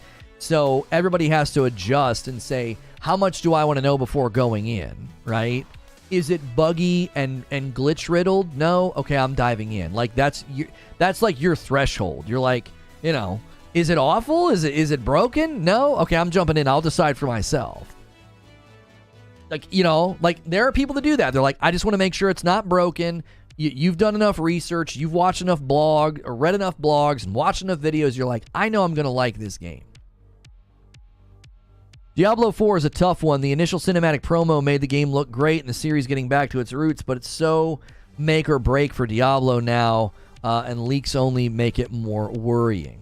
What leaks have you worried? Someone please let me know if they know a AA or AAA game that has worse dodging system than Callisto Protocol, because I'm genuinely curious. I would honestly be surprised if there was. When is your trip? Are you covering the awards? I can't cover the awards, no. I'm flying out on Thursday. I thought when we booked at the right time because I thought Keeley was going to shoot for the middle of December. I didn't think he was going to shoot for the first week of December. It was a gut instinct decision. It was also based on airline ticket prices. They're really cheap this week, and then the rest of the month they're really expensive. So I can't cover it. I'm really bummed that I can't cover it with you guys. Nothing I can do. You know, unless something happens that prevents us from traveling, which I don't see that happening, I won't be able. Yeah, the Game Awards are Thursday night. I'll be gone Thursday, Friday this week, and then next week I'll be gone Monday, Tuesday. So it's a much shorter trip this time. I don't understand what everyone's problem is with the dodging in Callisto. It's really easy. I don't know if we're all playing the same game. I don't want to debate Callisto in a Diablo 4 stream. I don't. The dodging system it just doesn't make any sense from a design perspective. I think someone like SkillUp who offers more along the lines of a breakdown and not simply a review of a game is the most beneficial to those who want to know if a game is worth the purchase. Yeah. I mean, again, if like with Diablo 4, let's just talk about Diablo 4. There was a Diablo 4 alpha that people reacted to. And they were basically saying the Diablo 4 endgame is really good. People were like, I played every day, you know, X number of hours. I had a blast. And then there were other people that were like, it's boring. It was pretty extreme. It was pretty divided. Now, one of the things that Reforge Gaming touched on was he was like, it sounds like there's just not enough variety. And he compared it to Lost Ark. Now, he was fair, and he was like, look, Lost Ark had a huge advantage. Lost Ark had 4 years of content that they could bring to the West when they launched the game and have a much faster content rhythm. And, you know, they've got like 8 endgame activities, while Diablo 4 has 4, no pun intended. Right? And so,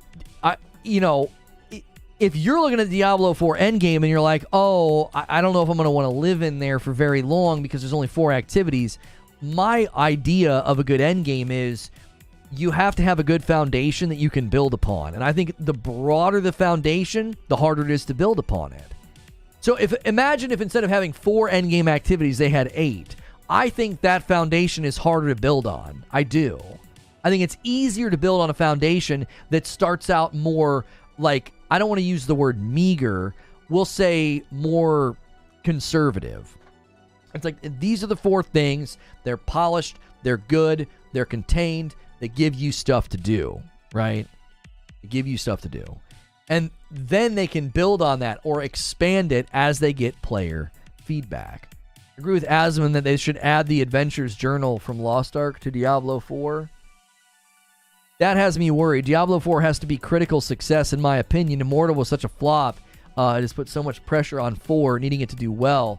It's like a last chance. I don't think Immortal flopped, though. I feel like Immortal's doing fine. You can do shorts of the awards while you're gone. I probably will. I'll do some shorts and some reactions. I don't think Diablo Immortal was a flop at all. I think it's doing exactly what they wanted it to do. It's flourishing in the mobile environment and probably printing money. If I see more micros like Immortal than any gameplay, we covered that in a previous stream. I don't think there's going to be monetization in this close to Immortal at all. You know what I mean? Fields of Hatred should feature a few people running around and not be a ghost town from day one because everyone is doing something else. And see, Wild Dreams, you're getting at exactly why you can't have too much breadth. If you go too broad, then you're going to literally be John Travolta animated GIF. Like, where is everybody? Because everybody's doing something different. If you create 4 funnels of activity, the hope would be those activities are very full. One of the reasons people testing might not see the forest for the trees is because there's not as many people in the testing environment. So they're running around doing stuff, and they're not having that emergent organic gameplay of, I ran into some people, or this thing happened here, or, oh yeah, the open world, random things can happen. Well, that's not probably happening as often because it's a closed testing environment and there's less people playing. Immortal was a flop to Diablo fans in the West who expected Diablo 4 when Immortal was announced. But it's huge on the mobile market, especially in the East. Yeah, they're making tons of money. I'm honestly more hyped for Path of Exile 2 than Diablo 4, but I'll happily play both. Path of Exile is in just such a more depth. Oh, it has just more depth than Diablo. And the art style, graphics, camera angle, and combat are similar. It seems people do have phones after all, right? Diablo Immortal before. Don't you guys have phones? Diablo Immortal now. Don't you guys have loans? That's a pretty good joke.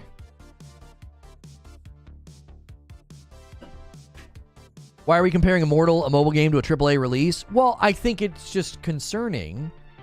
I think it's understandable, Gale, for people to be like, look, man, you guys better not do the same thing in Diablo 4 that you did to Immortal. By the way, if you guys enjoy these talk shows every day and you're new to the idea of membership on YouTube, that is how we get to do what we do, right? Is we have a growing member base. It's why we say, hey, let's get 15 new members a day.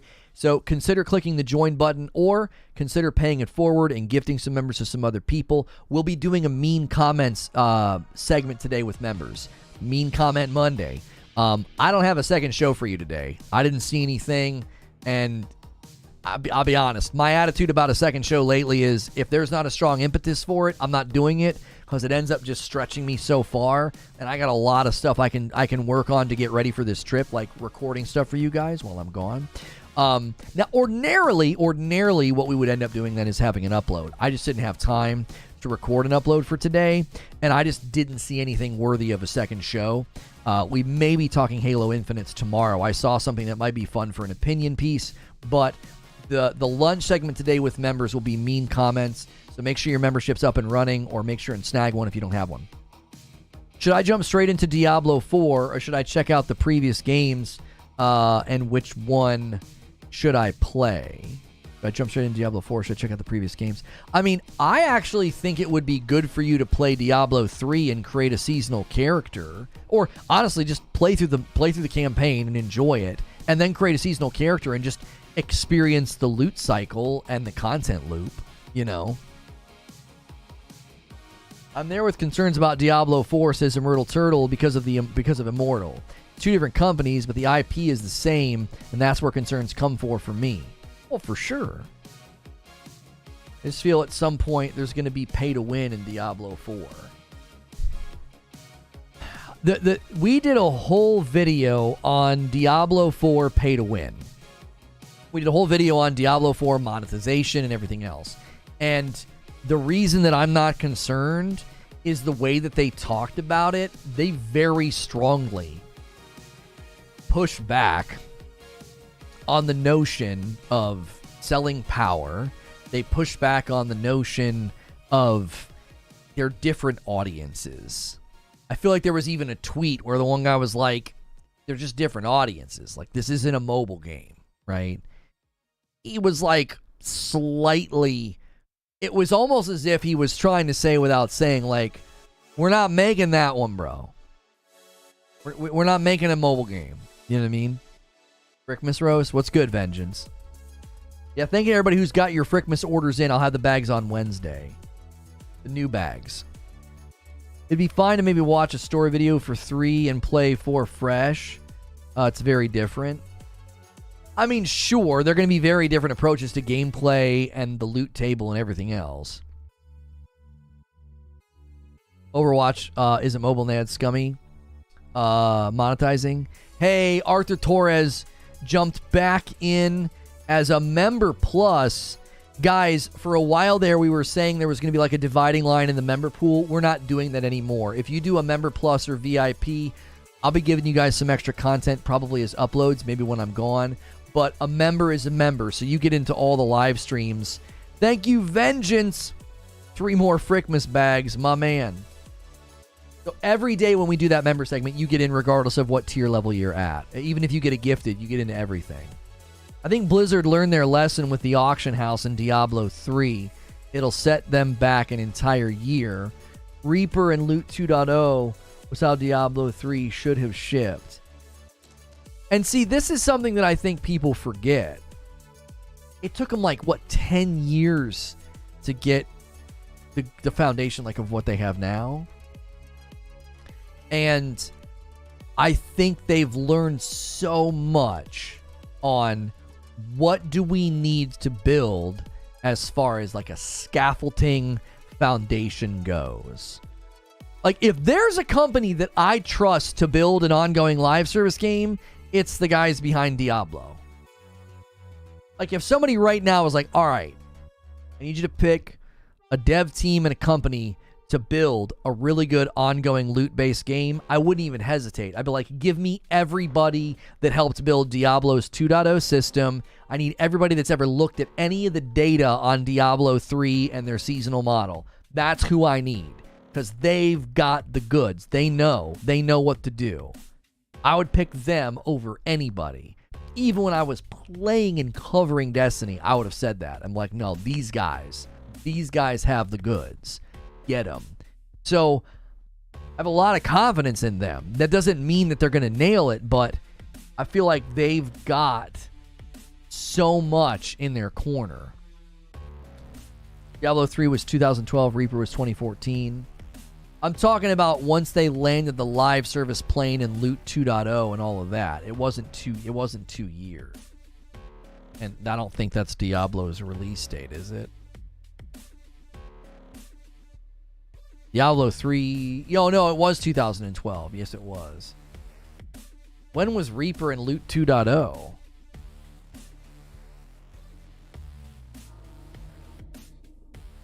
No, yeah, Reaper was 2 years later. But when did they do Loot 2.0 and Seasons? Season 1 was... No, yeah, Season 1 was in 2014. But they've refined it along the way. I don't think when Reaper landed and the Season 1 started, I don't think it was as polished as it is now. Do you know what I'm saying? I think it took them a while to get it right. I don't know if there's a particular year where it landed, but if you look at 2012 to now, you have to say, hey, it's 10 years. You know what I'm saying? They've had 10 years to do all this and refine this and make changes and make adjustments.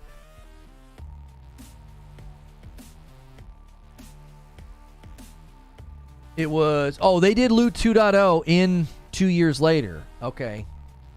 I mean, so it took them 2 years to course correct on the loot table and deliver Reaper, and then it took them, you know, another 8 years to get where they are now. Think about it. The entire time this has been going on, they've got all that data. They have all that information. And all of that can help form the next game. All of it. I don't know why the article isn't loading. Discord's weird sometimes with embed. It is. I don't know. They made a change a while ago, and Discord, like, the GIFs fail half the time. The embeds fail half the time. I don't know what they did. They might have been trying to protect people from scams, and so maybe they're being a little bit more hesitant about embedding articles and stuff. I truly don't know.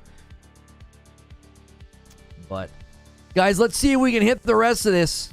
Let's see who wants to step up. Who wants to join? Who wants to become a member? I found what I thought were pretty funny.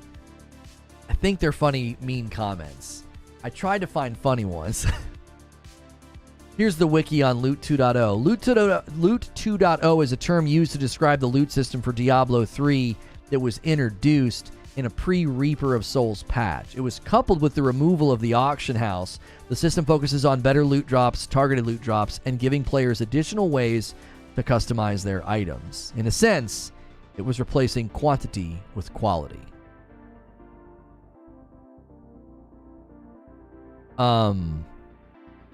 They changed the exclamation point to a /. Will take time for the world to catch up. Wait, what are you talking about?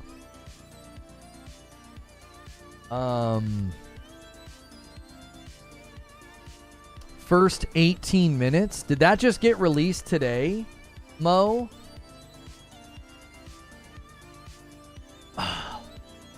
We need a second show. We need a second show. Dead Space remake gameplay, and we needed to watch that. I need a thumb and a write-up. It premieres in 25 minutes. Dead Space has been so hot for us. We've got to cover that. In a half an hour. Yeah, I almost feel like we should do that before we go to members instead, right? We'll do members mean comments after, because that's literally going to be hot in 25 minutes. Anytime I've touched Dead Space, talked about Dead Space, or put out a short about Dead Space, oh my gosh, that audience is friggin' ravenous. We probably have a write-up on the channel we could use. I just need a thumb. How do you freaking search? I'll just do it on the back end.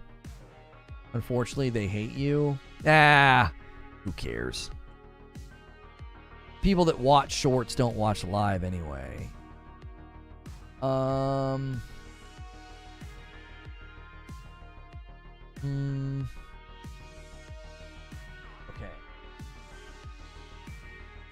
Grab the thumb before. Yeah, I've got a write up here. I have one we can use. I think what we'll do is we'll title it. What are they titling theirs? Dead Space first 18 minutes of gameplay. I feel like we should title it Dead Space Remake New Gameplay instead of just Dead Space Gameplay. Yo, 21 months from Train, and it's a VIP. Glad to be part of this community. Lono, have a great holiday season. Thank you. The Activision part's responsible for the monetization of Immortal and Overwatch 2. Oh, yeah, and not Blizzard. What's good, Fee Hicks? Blizzard's not a part of any of it. Blizzard's not a part of any of it. That's right.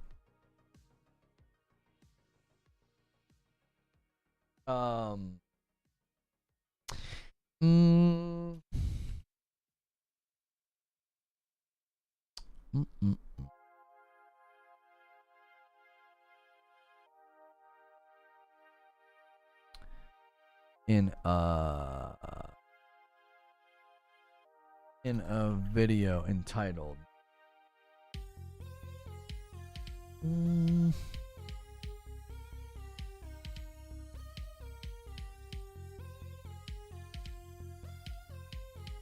Up to now, Up to now, I have felt this was going to... There we go. Okay, chat. We're having to do a quick course correction here for our second show. We are going to be doing a second show. We are going to be doing a special show. A second show, I mean. I was wondering when we were going to get new stuff from them. I was wondering. Because boy, oh boy, I got cooked on that short.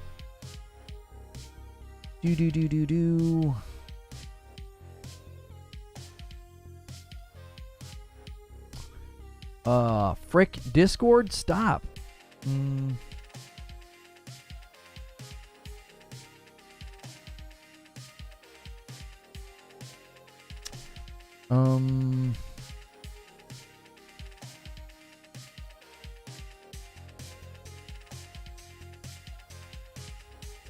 What, did I not copy it?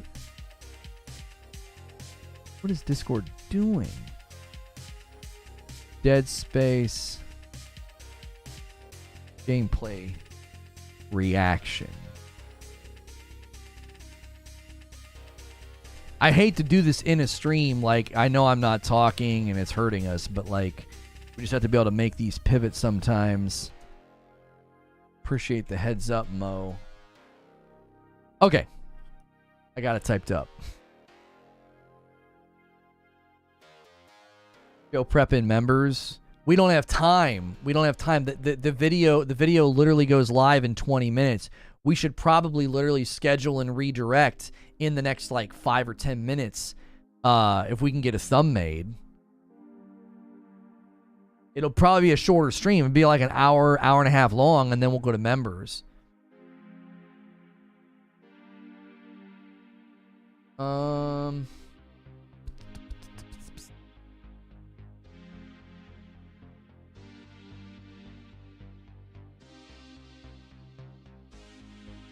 Check out the first 18 minutes of Dead Space gameplay running in 4K 60 FPS on PC for a look at the EA Motive remake of the original 2008 horror classic.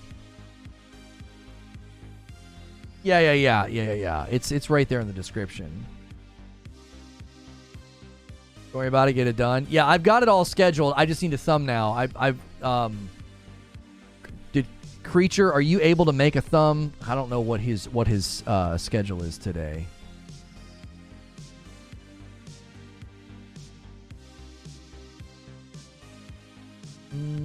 Still no console specs. I think every dev company shoots themselves in the foot long term by accepting publishers if their passion is really about the work they put out. Their passion. Oh, you're working on it? Okay, cool. The passion is to be uninhibited. Yeah, I just think it's a catch-22 though, Solemn, because if you've got like really big passion and really big vision for your game, you need a ton of frickin' money. Does that make sense? You need a ton of money, bro. Where's the money going to come from? I tell you what, since we're going to have to schedule and redirect and not go to members until after this Dead Space thing, I'm going to take a quick break and use the restroom. I will be right back.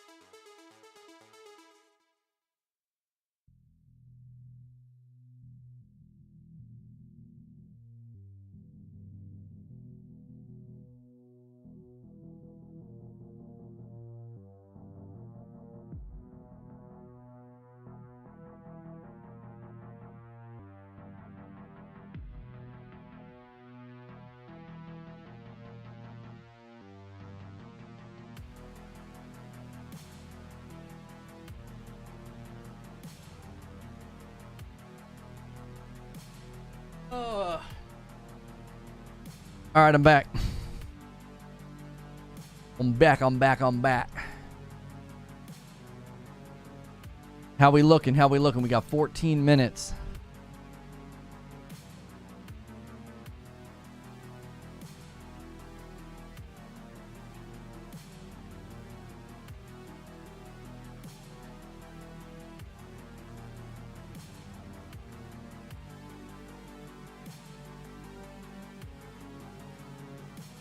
Don't write me off just yet for Game Awards coverage. Don't write me off just yet. Yeah. I can't give you a firm no at this point. Naming it what? I already typed it up. I named it Dead Space Remake New Gameplay. So you could probably just put new gameplay, I would think. No. We're covering new gameplay. We're not going to just hate on this game. I've not been hating on the game. We watched footage that we're being told now is pre-alpha or early alpha footage. So, whatever. I just need a thumbnail that says new gameplay on it. That's all I need. So that we want to be in the funnel in the next 3 minutes so we can have a 10-minute build up.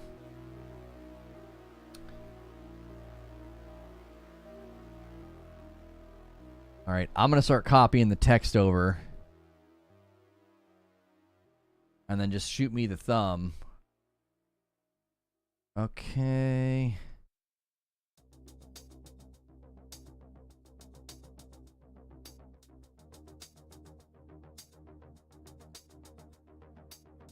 Oh, I leaned just right and my back popped real good. Dead Space 2023. Gaming news.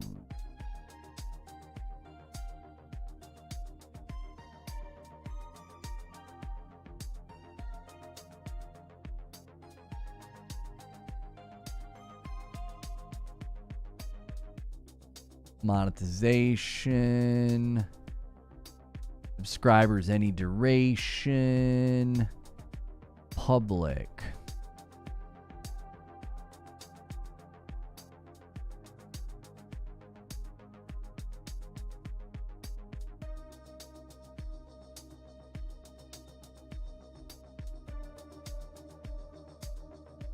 Yo, Insomniac Black with 15 months, and it's a VIP. Morning, Lono. Since adding the alerts, have you seen an increase in people hitting the button?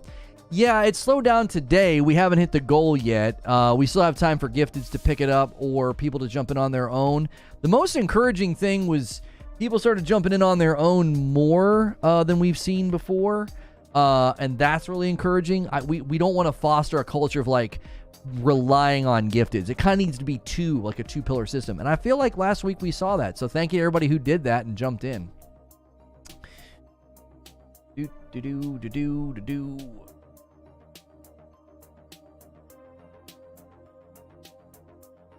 As someone who doesn't have a lot of free time to grind Diablo 4 when it comes out, what is your opinion on if they nerfed your build after the hours you commit to it? Well, my understanding of the build system is they're not going to need to be like nerfing and buffing builds. It doesn't sound like that's going to be a potential risk or you know, situation. New gameplay. Thank you, Creature. All right, let's get to it.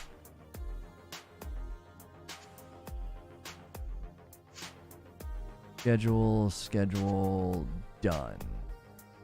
Yo, Akuta Paba with 15 months. 15 months as a VIP. Welcome back. All right, hang on. I got to get this thing pulled up so we can have it on screen. Okay. No, I don't want that. But I do want this. No. There. We ready? We ready, boys.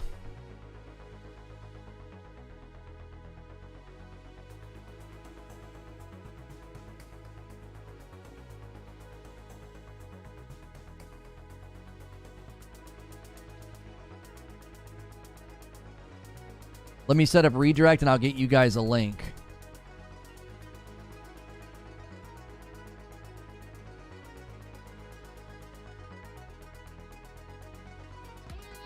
$18 minutes of 2D sprites incoming.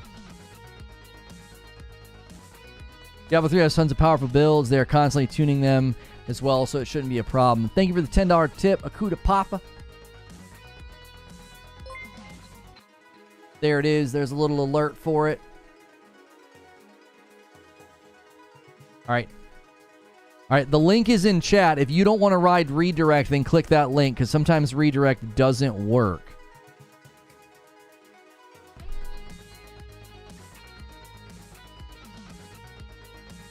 Thanks so much for clicking on this video. If you're looking for Dead Space Remake new gameplay, you can see there it premieres in 9 minutes. We're checking out the IGN video, the first 18 minutes of Dead Space gameplay. So if you want to skip ahead, do that. I have been critical of what we've seen up to now. I'm not like a hater or anything. That's not really my vibe. But we have been I at least have been a little bit disappointed with what we've seen up to now. I am going to end my previous stream. We already did a talk show about Diablo 4 and the leaks and the potential release date. I'm going to end that stream and bring everybody over, and we're going to take a look at this. I have heard that what we've seen up to now has been